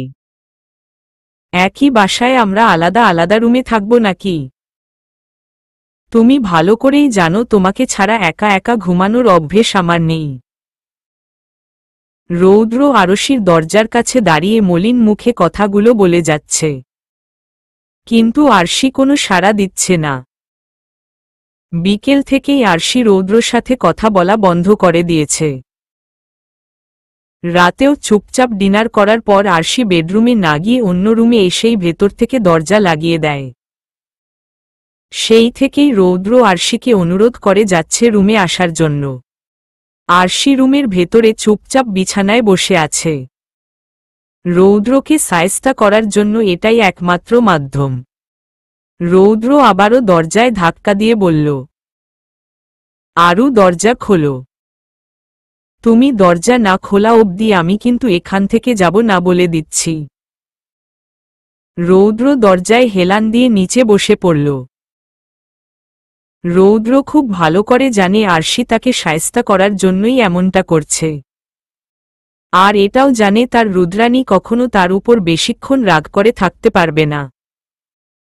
রৌদ্র একটা হতাশ নিঃশ্বাস ফেলে সুর তুলে গান গাওয়া শুরু করল আরশির উদ্দেশ্যে। যদি বলি আমার প্রতিটা রাত তোমার কোলে চাই, বলো ঠোঁটের ছোঁয়ায় আদর মাখাবে গালে। যদি বলি হ্যাঁ হাসছি আমি শুধুই তুমি আমার তাই, বলো ছেড়ে তো দেবে না কখনো মনের ভুলে। আরশি তার চিরচেনা গান আর গলার স্বর শুনে বিছানা ছেড়ে উঠে দাঁড়ায়। ঠোঁটের কোণে হালকা হাসির রেখা টেনে দরজার কাছে এসে দাঁড়ায়। রৌদ্র আবারও দরজায় কয়েকবার করাঘাত করে গান গাইতে লাগে। গোধূলি আকাশ মুছে দিল সাজ, অযথা দূরে তবু তুমি আজ। অভিমানী ভুল ধরবে আঙ্গুল, মন করে বায়না, তুমি কি আমায় করবে পাগল। শাড়ির আঁচল, চোখের কাজল, প্রেমে তুমিও পড়ে যাবে হায়। দেখো যদি আয়না, বাঁচি এই বিশ্বাসে, শেষ নিঃশ্বাসে তোমাকেই পাশে চাই। তুমি না থাকলে আমি শূন্য এ মহাদেশে। যদি ঘুমিয়েও পড়ি, শেষ ঘুমে আমি তবুও তোমাকে চাই। তুমি স্বপ্নেই এসো রূপকথার ওই দেশে, আমি বুকের মাঝে ঝাপটে জড়িয়ে। যত কথা আছে সবই তোমাকেই বলি, আমি কান পেতে সেই মনের গভীরে লুকোনো যন্ত্রণা শুনে ফেলি। তুমি অভিমানে খুব হয়ে গেলে চুপ, ভুল মেনে নিয়ে কত কত সরি বলি। রৌদ্র এই লাইনগুলো গেয়েই চুপ হয়ে যায়। দরজা হেলান দিয়ে হাঁটুতে দুহাত ভাঁজ করে দিয়ে বসে আছে। আরশি সকল রাগ অভিমান ভুলে হাসি মুখে রুমের দরজা খুলে দেয়। দরজা খোলার সাথে সাথেই রৌদ্র তাল সামালতে না পেরে পেছনের দিকে ঢলে পড়ে যায়। রৌদ্রকে পড়ে যেতে দেখে আরশি ফিক করে হেসে দিয়ে গান গাইতে লাগল। ভাবি থাকবই রেগে গম্ভীর মুখে, তোমার কোথায় ধূত, আমি হেসে ফেলি। মারপিট আর ঝগড়াঝাটিরা শান্তি চাইবে শেষে, তাই অভিমান ভুলে আদর মাখতে তোমার কাছে এসে। রৌদ্র মেঝেতে শুয়ে থেকেই আরশির দিকে চেয়ে আছে। আরশি মুখে হাসি রেখেই রৌদ্রর দিকে হাত বাড়িয়ে দিল। রৌদ্র আরশির হাত ধরে উঠে বসে। আরশি রৌদ্র পাশে বসে নম্রতা সহকারে বলল, সরি বিকেলের জন্য। আপনি এমন একটা সিরিয়াস কথা নিয়ে 2 বছর ধরে আমাকে মিথ্যা বলে আসছেন ভেবেই আমার মাথা নষ্ট হয়ে গিয়েছিল। রাগের মাথায় বেশি কিছু বলে থাকলে ক্ষমা করে দিন। রৌদ্র আরশিকে এক পাশ থেকে জড়িয়ে ধরে জড়তার সাথে বলল, তোমার কোনো ভুল নেই আরু। আমিই ভুল করেছিলাম তোমাকে মিথ্যা কথা বলে। আমি তোমাকে পাওয়ার জন্য কোনো কিছু না ভেবেই তখন মিথ্যে বলে ফেলেছিলাম। কিন্তু একবারও ভেবে দেখিনি এই মিথ্যের ফলাফল কি হতে পারে। আরশি হালকা হেসে বলল, আচ্ছা এসব বাদ দিন, যা হওয়ার হয়ে গেছে, কিন্তু এখন আমাকে প্রমিজ করুন আর কখনো আমার কাছে কিছু লুকাবেন না আর মিথ্যে কথা তো ভুলেও বলবেন না। রৌদ্র হাসি দিয়ে আরশির হাত ধরে বলল, ওকে প্রমিজ করছি আর কখনো মিথ্যে বলবো না। আচ্ছা এসব ঝগড়াঝাটির মাঝে তো তুলতুলের কথা বলেই গেছি।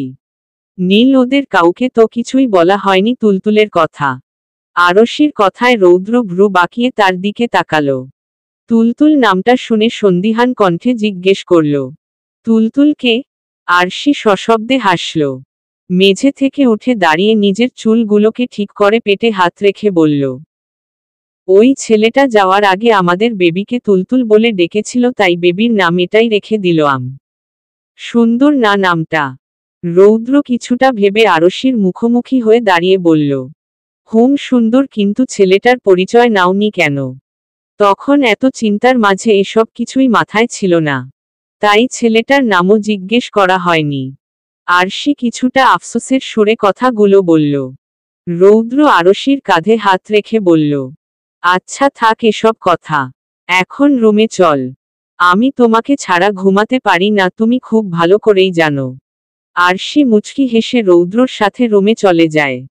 আরশি আর রৌদ্র বিকেলে বেরিয়েছে ভার্সিটির পাশের সেই চিরচেনা কৃষ্ণচূড়া গাছটার উদ্দেশ্যে। আরশি নীল ওদেরকে ফোনে এই সুখবরটা দিতে চায় না, তাই সবাইকে জরুরি কথা বলার বাহানা করেই বিকেলে তাদের পুরনো আড্ডার জায়গায় আসতে বলেছে। আরশি নিজের চোখে তাদের সবার রিয়েকশন দেখতে চায়। তার প্রেগন্যান্টের কথা শুনে সবাই নিশ্চয়ই অনেক বেশি অবাক হয়ে যাবে, হয়তো খুশিতে আত্মহারা হয়ে যাবে। আরশি কথাগুলো ভাবতে ভাবতেই ভার্সিটিতে এসে পড়ে। দূর থেকে কৃষ্ণচূড়া গাছের দিকে তাকিয়ে কাউকে দেখতে পেল না। কিছুক্ষণের মধ্যেই হয়তো সবাই এসে পড়বে। রৌদ্র আর আরশি কিছুটা এগিয়ে যেতেই গাছের সাথে হেলান দিয়ে নীলকে দাঁড়িয়ে থাকতে দেখতে পেল। নীলের ব্যাকসাইড দেখা যাচ্ছে। অন্য পাশে মুখ ঘুরিয়ে নীল ফোনে কথা বলতে ব্যস্ত। আরশি রৌদ্রকে ইশারায় চুপ করে দাঁড়িয়ে থাকতে বলে। আস্তে আস্তে শব্দহীন পায়ে নীলকে ভয় দেখানোর জন্য এগিয়ে যায় আরশি। নীলের কিছুটা সামনে আসতেই নীলের ফোনালাপ শুনে আরশি থমকে দাঁড়িয়ে যায়। স্তম্ভিত হয়ে গেছে আরশি। তুমি চিন্তা করো না, আমি আছি তো। আমি থাকতে তোমার বিয়ে অন্য কারো সাথে হতে দিব না। আমি আজকেই বাসায় তোমার কথা বলবো। তুমি নিশ্চিন্তে।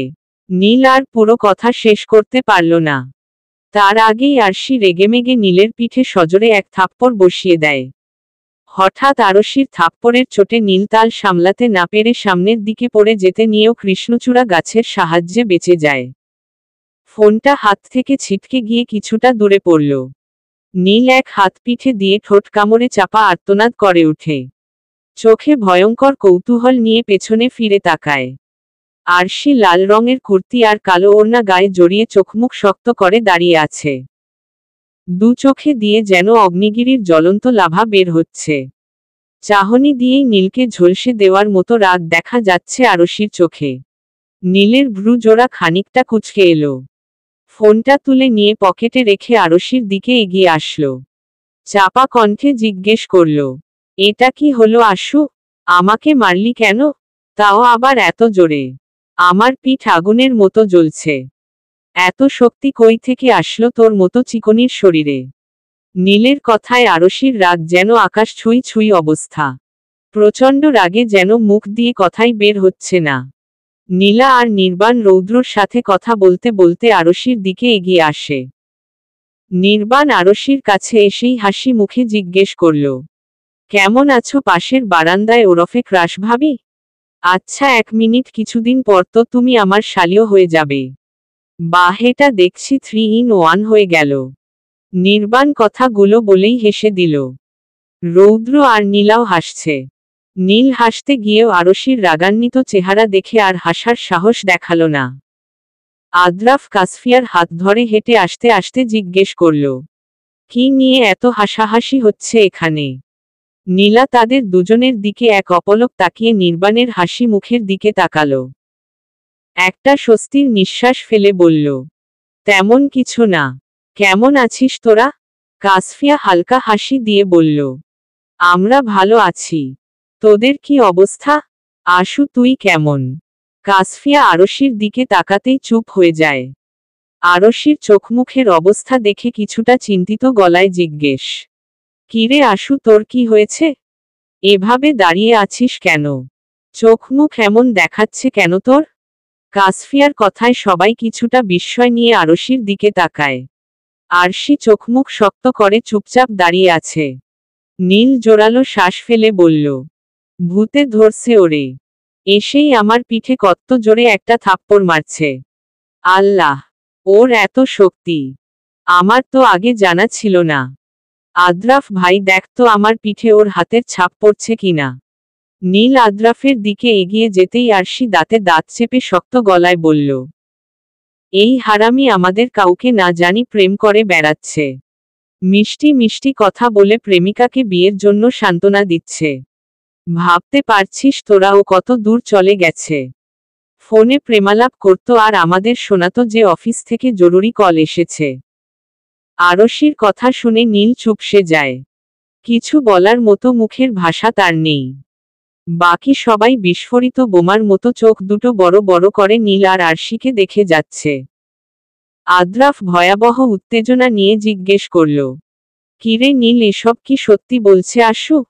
নীল কিছু বলছে না, নিচের দিকে তাকিয়ে কাচুমাচু করছে। আরশি আবারও ক্ষিপ্ত গলায় বলল, এই হারামজাদা রে কি জিজ্ঞেস করছিস? আমি নিজ কানে শুনেছি ও ফোনে কথা বলছিল।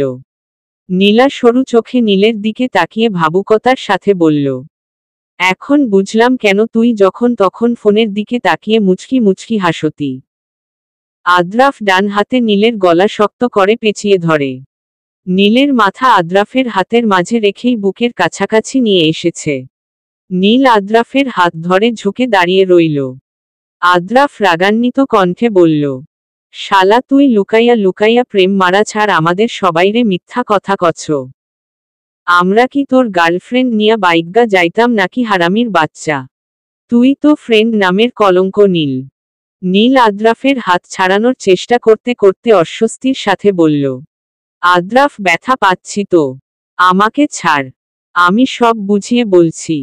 নীলা আর কাসফিয়া একসাথে চেঁচিয়ে বলে উঠল, আদ্রাফ ওরে ছেড়ে দিল, আজ তুইও মাইর খাবি বলে রাখলাম। কাসফিয়া নীলের কাছে এসে পিঠে ঘুষি মেরে ঝাঝালো কণ্ঠে বলল, তুই আমাদের সবার কাছে কথা লুকিয়ে রাখলি কি করে? কুত্তা, বাটপার, তুই আমাদের সত্যি সত্যিই বন্ধু মনে করিস কিনা সন্দেহ হচ্ছে। নীলা এগিয়ে এসে নীলের পায়ে লাথি মেরে রাগান্বিত কণ্ঠে বলল, শয়তান বজ্জাত পোলা, আমি তোর মায়ের পেটের একমাত্র যমজ বোন, আমার কাছেও কিভাবে লুকিয়ে রাখলি তুই? নীল অসহায় কণ্ঠে বলল, আরে বইন, আমারে কিছু বলার সুযোগ তো দিবি তোরা নাকি? আরশি জ্বলন্ত চোখে নীলের দিকে তাকায়। বাঘিনীর রূপ ধারণ করে নীলের কাছে এসে নীলের চুলগুলো নিজের হাতের মুঠোয় বন্দি করে নেয়। সাথে সাথেই নীল চেঁচিয়ে ওঠে। আদ্রাফ নীলের পেছনে একটা লাথি মেরে বলল, চুপ থাক শালা, একদম চেঁচামেচি করবি না। আরশি নীলের চুল ধরে মাথা উঁচু করে আরশির মুখোমুখি করে। আদ্রাফ এখনো নীলের গলা পেঁচিয়ে ধরে আছে। নীলের জান যায় যায় অবস্থা দেখে রৌদ্র আর নির্বাণ একে অপরের দিকে চাওয়াচাওয়ি করে। নির্বাণ একটা শুকনো ঢোক গিলে বলল, ভাই, এই গুলার এমন মাস্তানি রূপ তো আগে দেখি নাই। বাপরে বাপ, কি রাগ এই মেয়েগুলার। রৌদ্র আর নির্বাণ দুজনেই দীর্ঘশ্বাস ফেলে বেঞ্চিতে বসে পড়ে। পায়ের উপর পা তুলে দিয়ে পেছনের দিকে হেলান দিয়ে রৌদ্র আর নির্বাণ বেশ আরাম করে বসে আছে। তাদের দুজনকে দেখে মনে হচ্ছে তারা কোনো মজাদার অ্যাকশন মুভি দেখছে। খুব এনজয় করছে তাদের মারামারি দেখে। এবার বল সব কিছু, কে তোর সেই নায়িকা যাকে আমাদের সবার কাছ থেকে আড়াল করে সিন্ধুকে তালা মেরে রেখেছিস? নীলা আরশির হাত ধরে চুলের বাঁধন কিছুটা হালকা করার ব্যর্থ চেষ্টা করছে। আমতা আমতা করে বলল, এই ভার্সিটিরই আমাদের জুনিয়র, তোরা সবাই চিনিস ওকে। নীলা নীলের মাথার পেছনে দিকে একটা চাপড় মেরে বলল, নাম বল কুত্তা। আরে আমাদের পাশের ক্লাসের শুভ্রতা। নীলের কথা শুনে সবাই যেন আরেক দফা চমকে উঠল। চারজন একসাথে জোরে চেঁচিয়ে বলল, কি? আদ্রাফ নীলের গলা ছেড়ে দিয়ে বিস্ময় নিয়ে নীলের দিকে তাকালো। কাসফিয়া অবাক হয়ে জিজ্ঞেস করল, শুভ্রতা মানে আমাদের ভার্সিটির টিচারের মেয়ে? নীল মাথা ঝাঁকালো। আরশি সহ বাকি সবার চোখ বেরিয়ে আসার উপক্রম। আদ্রাফ উৎকণ্ঠা হয়ে বলল, তোর সাহস তো কম না নীল, তুই স্যারের মেয়ের লগে টাঙ্কি মারছ। এই কারণেই শুভ্রতা আমাদের সামনে আসলে লজ্জায় কাচুমাচু করত। নীল একটা বোকা হাসি দিয়ে বলল, আসলে শুভ্রতা আমাকে না করেছিল আমাদের সম্পর্কের কথা কাউকে না বলতে। আমাকে দিয়ে প্রমিজ করিয়েছিল, তাই তোদের কিছু বলিনি। আরশি ড্যাব ড্যাব করে নীলের দিকে তাকিয়ে সন্দিহান কণ্ঠে জিজ্ঞেস করল, কবে থেকে চলছে এসব? নীল চুলগুলো ঠিক করে শার্টের কলার ঠিক করতে করতে লাজুক চেহারায় বলল, আমি তো অনেক আগে থেকেই পছন্দ করতাম কিন্তু। নীল থেমে যায়। নীলা ভ্রু কুঁচকে বিরক্তির সাথে বলল, নেকামি না করে বল, কবে থেকে প্রেম করে যাচ্ছিস? নীল মাথা চুলকিয়ে একটা মেকি হাসি দিয়ে বলল, এই তো বেশি দিন না, হবে হয়তো 1-1.5 বছর। নীল কথাটা বলেই দাঁত কেলিয়ে হাসে। নীলের হাসি দেখে যেন সবার শরীরে জ্বলজ্বল করে আগুন জ্বলে উঠল। আরশি চেঁচিয়ে বলল, হারামির বাচ্চা, তুই 1.5 বছর ধরে প্রেম করছিস অথচ আমাদের কাউকে কিছু বলিসনি। আমাদের বেলায় তো খুব ভাব নিয়ে আসিস ভাই সেজে জ্ঞান দিতে, এখন কই গেল তোর ভাইগিরি? কাসফিয়া নীলের দিকে তেড়ে এসে তেজি কণ্ঠে বলল, ওরে তো ইচ্ছে করছে এখনই পুঁতে ফেলি। ধোঁকাবাজ বন্ধু তুই, বাটপার পোলা। আদ্রাফ কাসফিয়ার হাত ধরে থামিয়ে দিয়ে বলল, তুমি এখানেই দাঁড়াও, বেশি নাড়াচাড়া করো না। ওরে তো আমরা সবাই দেখে নিব। আদ্রাফ, নীলা আর আরশি নীলকে মারতে আসলেই নীল দৌড়ে দূরে চলে যায়। আদ্রাফ নীলকে ধরার চেষ্টা করেও পারে না। আরশি আর নীলাও পেছনে পেছনে দৌড়াচ্ছে। রৌদ্র আড়মোড়া ভেঙ্গে তাদের দিকে গম্ভীরভাবে পা ফেলে এগিয়ে যায়। আরশির সামনে এসে আরশির হাত ধরে থামিয়ে দেয়।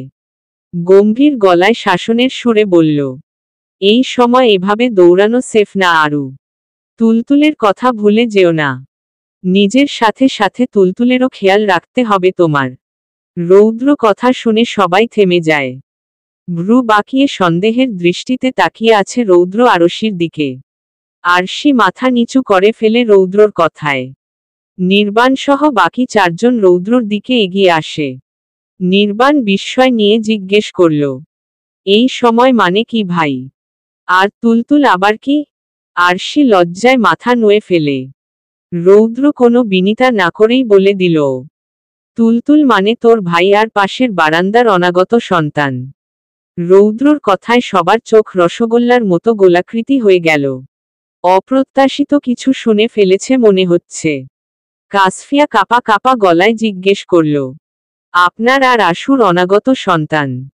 রৌদ্র 2 হাত আড়াআড়ি ভাবে ভাঁজ করে বলল, হুম, আমাদের সন্তান। মানে আমাদের আশু প্রেগন্যান্ট? নীলার প্রশ্নে এবার রৌদ্র ভ্রুজোড়া কুঁচকে এলো। ছোট্ট একটা শ্বাস ফেলে বলল, হ্যাঁ, আমাদের আরও প্রেগন্যান্ট। নীল আরশির দিকে এগিয়ে আসে। আরশি লজ্জায় মাথা নিচু করে আছে। অস্বস্তিতে হাত কোচলাচ্ছে। গাল দুটো হালকা লাল আভা ধারণ করেছে। নীল আরশির দিকে থেকে মুখ ঘুরিয়ে রৌদ্রর দিকে চেয়ে নির্লিপ্ততা গলায় বলল, আপনি সত্যি বলছেন? রৌদ্র একটা হতাশ নিঃশ্বাস ফেলে বিরক্তি প্রকাশ বলল, হুম, সত্যি। 3 সত্যি, 1000 সত্যি। সাথে সাথেই সবাই একসঙ্গে খুশিতে চেঁচিয়ে উঠল। নীল আরশিকে জড়িয়ে ধরে। চোখ দুটো পানিতে চিকচিক করছে নীলের। খুশিতে আত্মহারা হয়ে গেছে। আনন্দের ঝলক চোখের পানি হয়ে উপচে বেরিয়ে আসতে চাইছে। কিন্তু ছেলেদের যে কান্না করতে নেই। সমাজের সকলের তৈরি সেই পুরনো নিয়ম মানতেই নীল নিজের চোখ দুটোকে বাধা দিচ্ছে। চিকচিক করা অশ্রুগুলো চোখের মাঝে রেখেই আরশির দিকে মাথা তুলে তাকায়। আরশির 2 কাঁধে হাত রেখে জড়ানো কণ্ঠে বলল, আমি তোকে বলেছিলাম না তুই ব্যর্থ না? দেখলি তো আমি মামা হব এখন। তুই মা হবি আশু। তুই ব্যর্থ না। আরশির অশ্রুসিক্ত চোখেই মুচকি হাসি দিয়ে মাথা নাড়াল। কাসফিয়া এসে আরশিকে জড়িয়ে ধরেই কান্না করে দেয়। আরশি কাসফিয়ার পিঠে হাত বুলিয়ে দিচ্ছে। কাসফিয়া শক্ত করে জড়িয়ে ধরে রেখেছে আরশিকে। কান্নারত অবস্থায় কাসফিয়া জোরল শ্বাস ফেলে। থেমে থেমে বলল, আজ আমি অনেক খুশি আশু। আমি জানতাম আল্লাহ কখনো তোকে এভাবে কষ্ট দিবে না। তোর মতো মেয়ে কখনো কষ্ট পেতেই পারে না। এখন থেকে তুই নিশ্চয়ই নিজেকে ব্যর্থ মনে করবি না আশু, তাই না? বিশ্বাস হয়েছে তো এবার তুই যে ব্যর্থ না। নীলাও এসে আরশিকে জড়িয়ে ধরে। কাঁদো কাঁদো গলায় বলল, অবশেষে তোর জীবনের সকল কষ্ট মুছে গেল আশু। আজ থেকে তুইও আর 10টা মেয়ের মতোই নিজেকে মনে করবি। তুই সম্পূর্ণ একটা মেয়ে, পরিপূর্ণ মেয়ে। তুইও বাকি মেয়েদের মতো মাতৃত্বের স্বাদ পাবি। খুব তাড়াতাড়ি তুইও মা ডাক শুনবি। তোর মাঝেও নতুন এক অস্তিত্ব বেড়ে উঠবে। আমিও তো বাবা হচ্ছি, কই আমাকে তো কেউ অভিনন্দন জানাচ্ছে না। রৌদ্রর কথায় আরশি সবাইকে ছেড়ে দিয়ে দাঁড়ালো। সবাই ফ্যালফ্যাল করে তাকিয়ে আছে রৌদ্রকে দিকে। রৌদ্র 2 হাত ভাঁজ করে গোমরা মুখে দাঁড়িয়ে আছে। সবাই কিছুটা সময় চুপ থেকে হুট করেই আদ্রাফ আর নীল রৌদ্রর উপরে ঝাঁপিয়ে পড়ল। আচমকা এমন করাই রৌদ্র নিজের তাল হারিয়ে ফেলে। পেছনের দিকে পড়ে যেতে নিলেই নির্বাণ তাড়াতাড়ি করে রৌদ্রর পেছনে এসে দুহাতে রৌদ্রর পিঠে ভর দিয়ে সোজা করে দাঁড় করিয়ে দেয়। আদ্রাফ আর নীল একসাথে রৌদ্রকে ঝাপটে জড়িয়ে ধরে আছে। আদ্রাফ উৎকণ্ঠা হয়ে বলল, আপনাকেও অনেক অনেক শুভেচ্ছা, অভিনন্দন আর ধন্যবাদ ভাইয়া। আপনার জন্যই সব হয়েছে। আপনাকে অভিনন্দন জানাতে কি ভুলে যাই। রৌদ্র মুচকি হেসে বলল, অভিনন্দন জানাচ্ছ নাকি মেরে ফেলার চেষ্টা করছো? আদ্রাফ রৌদ্রকে ছেড়ে দেয়। তবে নীল এখনো আগের মতোই রৌদ্রকে জড়িয়ে ধরে আছে। রৌদ্র নীলের পিঠে আলতো করে হাত রাখতেই নীল কিছুটা নেড়েচেড়ে ওঠে। রৌদ্রকে জড়িয়ে ধরেই আবেগপ্রবণ হয়ে নিম্নস্বরে বলল, আপনাকে ধন্যবাদ দিয়ে ছোট করব না রৌদ্র ভাই। আপনি আমাদের আশুর জন্য যা করেছেন তা হয়তো অন্য কেউই করত না। আপনার ভালোবাসার কাছে আশুর ব্যর্থতাও হার মেনে নিয়েছে। আশুকে এত ভালোবাসা আর আনন্দে পরিপূর্ণ জীবন দেওয়ার জন্য আমরা সবাই আপনার কাছে কৃতজ্ঞ। আশু আমাদের সকলের জান। ওর মাঝেই আমাদের সকলের হাসি, আনন্দ আটকে আছে। আর আপনি আমাদের জানটাকে ভালোবেসে আগলে রেখেছেন। আপনার ঋণ আমরা কখনো শোধ করতে পারবো না। কিরে, এভাবেই থাকবি নাকি তুই? কাসফিয়ার কথায় নীল সকলের অগোচরে নিজের চোখের পানি মুছে নেয়। রৌদ্রকে ছেড়ে দিয়ে একটা তৃপ্তির হাসি মুখে টেনে বলল, এত বড় সুসংবাদ, তাই একটু বড় করেই অভিনন্দন জানালাম। কাসফিয়া হাসি মুখে আবারও আরশিকে জড়িয়ে ধরল। নির্বাণ আরশির কাছে এসে বলল, বাহ ক্রাশ ভাবি, এবার দেখছি পাশের বারান্দায় একটা ছোট্ট রোদ এসে হানা দিবে। ভাই, এবার তোমার ভালোবাসায় ভাগ পড়বে, বুঝলে তো? এখন থেকে সব ভালোবাসা এই ছোট্ট তুলতুলে রোদের জন্য থাকবে। নির্বাণের কথা শুনে সবাই হেসে দেয়। রৌদ্র একটা টক্ত শ্বাস ফেলে বলল, রৌদ্র আর রুদ্রাণীর ভালোবাসা মৃত্যুর পরেও একই রকম থাকবে। নীলা আরশিকে হালকা ধাক্কা দিয়ে বলল, বাহহ, কি নিরন্তর ভালোবাসা আশু। তোরা তো দেখছি দিন দিন অনেক বেশি রোমান্টিক হয়ে যাচ্ছিস। আরশি লজ্জায় মাথা নুয়ে ফেলে। সবার সামনে রৌদ্রর এমন লাগামহীন কথায় আরশির প্রচণ্ড অস্বস্তি বোধ করছে। আদ্রাফ আরশির মাথায় টোকা মেরে বলল, ঈষৎ লজ্জাবতী লজ্জায় লাল হয়ে নুয়ে পড়ছে। থামো বইন, আমাদের সামনে এত আলগা লজ্জা দেখাতে হবে না। আরশি মাথা তুলে আদ্রাফের দিকে তীক্ষ্ণ দৃষ্টি নিক্ষেপ করে। আদ্রাফের পায়ে একটা লাথি মেরে বেঞ্চিতে যেয়ে বসে পড়ল। নীলা, কাসফিয়া, আদ্রাফ আর নির্বাণও আরশির দিকে এগিয়ে যাচ্ছে। রৌদ্র আর নীল একসাথে আস্তে আস্তে হেঁটে যাচ্ছে। রৌদ্র কিছুটা দূরে বসে থাকা আরশির দিকে দৃষ্টি দিয়ে শান্ত গলায় বলল, জানো তো নীল, আরও খুব বেশি লাকি। তোমাদের মতো বন্ধু পাওয়া সত্যিই খুব সৌভাগ্যের ব্যাপার। তোমরা একজন আরুকে নিজের ফ্যামিলির মতো আগলে রেখেছ। একটা ছোট্ট বাচ্চাকে তার মা যেভাবে আগলে রাখে ঠিক সেভাবেই তোমরা আরুকে আগলে রেখেছ। বিশেষ করে তুমি আরুকে নিয়ে যতটা চিন্তা করো, ভয় পাও, ততটা হয়তো আজকাল আপন ভাইও নিজের বোনের জন্য করে না। এই স্বার্থপরের পৃথিবীতে তোমাদের নিঃস্বার্থ বন্ধুত্বটা আসলেই খুব অবাক করার মতো। দোয়া করি সারা জীবন তোমাদের এই নিঃস্বার্থ ভালোবাসা আর বন্ধুত্বটা অটুট থাকুক। নীল একটা অমায়িক হাসি উপহার দিয়ে বলল, রৌদ্র রুদ্রাণীর ভালোবাসাও সারা জীবন অটুট থাকুক, মন থেকে দোয়া করি। রৌদ্র তৃপ্তিদায়ক একটা হাসি দিল। আরশিদের কাছে আসতেই নির্বাণকে উদ্দেশ্য করে বলল, নির্বাণ, তুই একটু আমার সাথে হসপিটালে চল। আমার কিছু কাজ আছে, তুই না হয় আমার সাথে থাকিস ততক্ষণ। এখন ওরা নিজেদের মতো করে আড্ডা দিক। আমরা পরে আসবো, তারপর সবাই একসাথেই ডিনার করে বাসায় যাব, কেমন?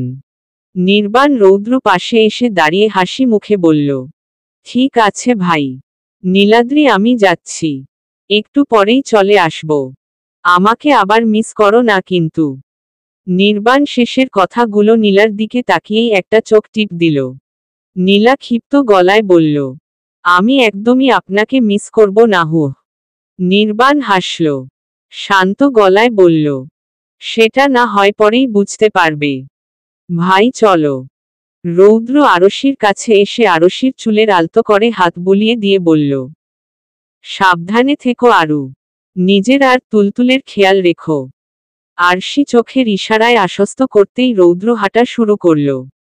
নির্বাণ নীলার দিকে তাকিয়ে একটা মুচকি হাসি দিয়ে রৌদ্রর সাথে চলে গেল।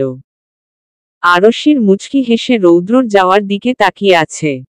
আর নীলা মলিন মুখে চেয়ে আছে নির্বাণের দিকে। নীল খোঁচা দিয়ে নীলাকে বলল, নির্বাণ ভাই যেতে না যেতেই তোর মুখে আধার নেমে আসলো। আর একটু আগেই তো বললি নির্বাণ ভাইকে মিস করবি না। নীলা অপ্রস্তুত হয়ে একটা হাসি দিল। পরক্ষণেই লজ্জায় মাথা নিচু করে ফেলে। আদ্রাফ নীলার লাজুক চেহারা দেখে এক তৃপ্তির হাসি দেয়, যে হাসি অন্য কারো চোখে পড়েনি। অন্য কেউ বুঝতে পারেনি এই হাসির মানে। কাসফিয়া নীলার কাঁধে হাত রেখেই একটা স্বস্তির নিঃশ্বাস ফেলে। কিন্তু কেন এই স্বস্তির নিঃশ্বাস তা কেউ জানেন। আচ্ছা এখন চল ক্যাম্পাসটা একটু ঘুরে দেখি, অনেক দিন ধরে দেখি না। কাসফিয়ার কথায় সবাই সায় দিল। হইচই করে পুরো ক্যাম্পাস ঘুরে ঘুরে দেখতে লাগলো। পুরনো সকল স্মৃতি যেন মাথার মধ্যে নাড়া দিয়ে উঠল সবার। মাঠের মাঝখানে এসেই সবাই বসে পড়ল কচিকচি ঘাসের উপর। পুরো ভার্সিটি ফাঁকা, মানুষজন নেই বললেই চলে। নেই কোনো হইচই, ভিড়ভাড়। শুধুমাত্র আছে এক আত্মার 5টি দেহ। এই 5জন মানুষের দেহ আলাদা হলেও তাদের আত্মাটা যেন 3 অক্ষরের একটা বন্ধুত্ব শব্দের মাঝেই আটকে আছে। তাদের আত্মাগুলো যেন একজন আরেকজনের সঙ্গে গভীরভাবে জড়িয়ে আছে। মাঠের মাঝখানে গোল হয়ে বসে আছে আরশি, নীল, কাসফিয়া, আদ্রাফ আর নীলা। কিছুটা সময় চুপ করে বসে থাকার পর আরশি হুট করেই নীলের উদ্দেশ্যে বলে উঠল, ওই হারামি শুভ্রতাকে ফোন কর, আমরা কথা বলবো ওর সাথে। নীল ভ্রু কুঁচকে আরশির দিকে তাকায়। কিছু বলার আগেই আদ্রাফ নীলের পিঠে চাপড় মেরে বলল, যেভাবে তাকালি মনে হলো আমরা শুভ্রতার সাথে কথা বলতে না খেয়ে ফেলতে চাইছি। নীল আদ্রাফের দিকে তীক্ষ্ণ দৃষ্টি নিক্ষেপ করে বলল, আরে ভাই ফোন দিব তো, একটু ধৈর্য ধর। নীল ফোন বের করে শুভ্রতাকে কল দিতেই আরশি নীলের হাত থেকে ফোন ছিনিয়ে নেয়। স্পিকার অন করে ফোনটা সবার সামনে এনে ধরল। নীল হকচকিয়ে উঠে অপ্রস্তুত হয়ে বলল, আশু ফোন নিলি কেন? দে আমার কাছে। আরশি নীলের দিকে রাগান্বিত চোখে তাকিয়ে দাঁতে দাঁত চেপে বলল, একদম চুপ কর, যা বলার স্পিকারেই বলবি। আর বেশি পাকনামি করলে এখনই আমি আন্টিকে ফোন করে তোর সব কুকীর্তির কথা বলে দিব। মনে রাখিস। নীল চুপসে যায়।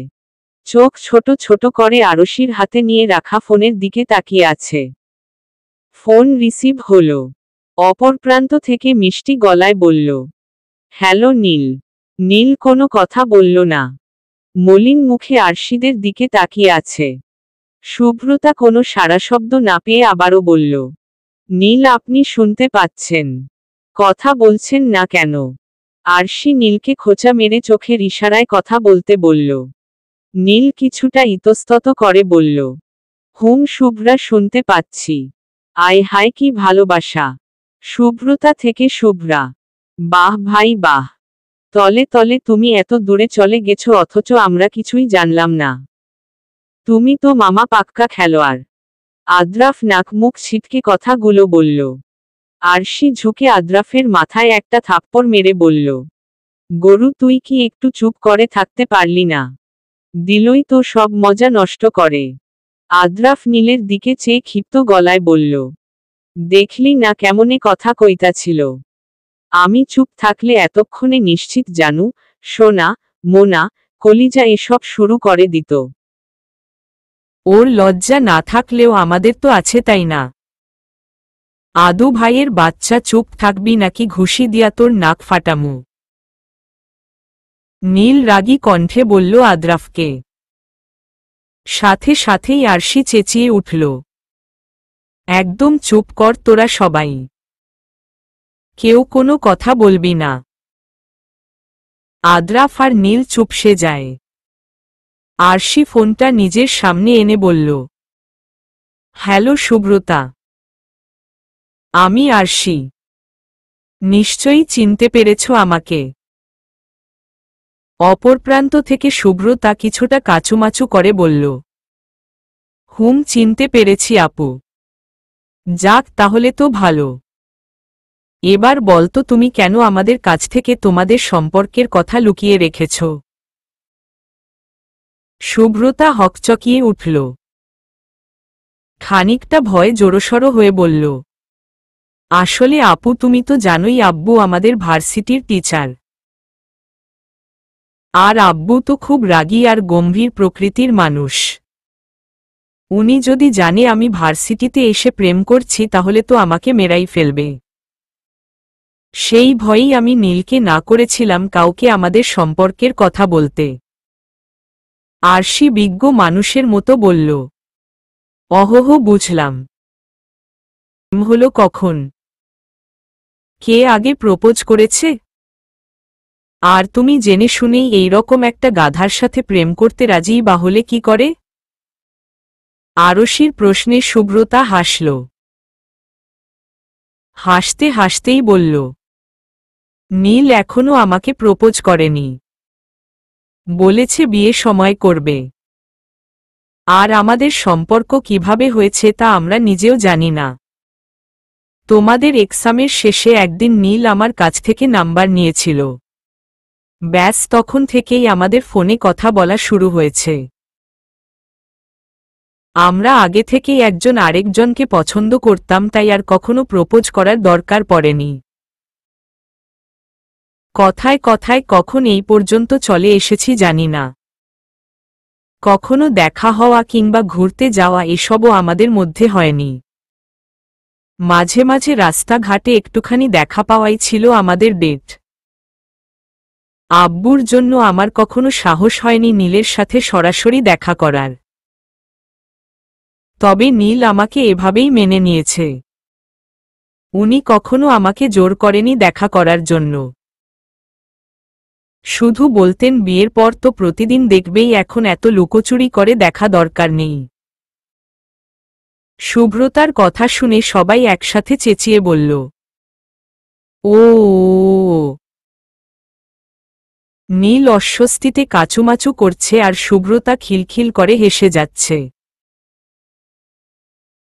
আদ্রাফ নীলের পিঠে কিল মেরে বলল, তুমি ভিতর ভিতর প্রেমিক পুরুষ হয়ে উঠেছিলে, অথচ আমরা কেউই বুঝলাম না।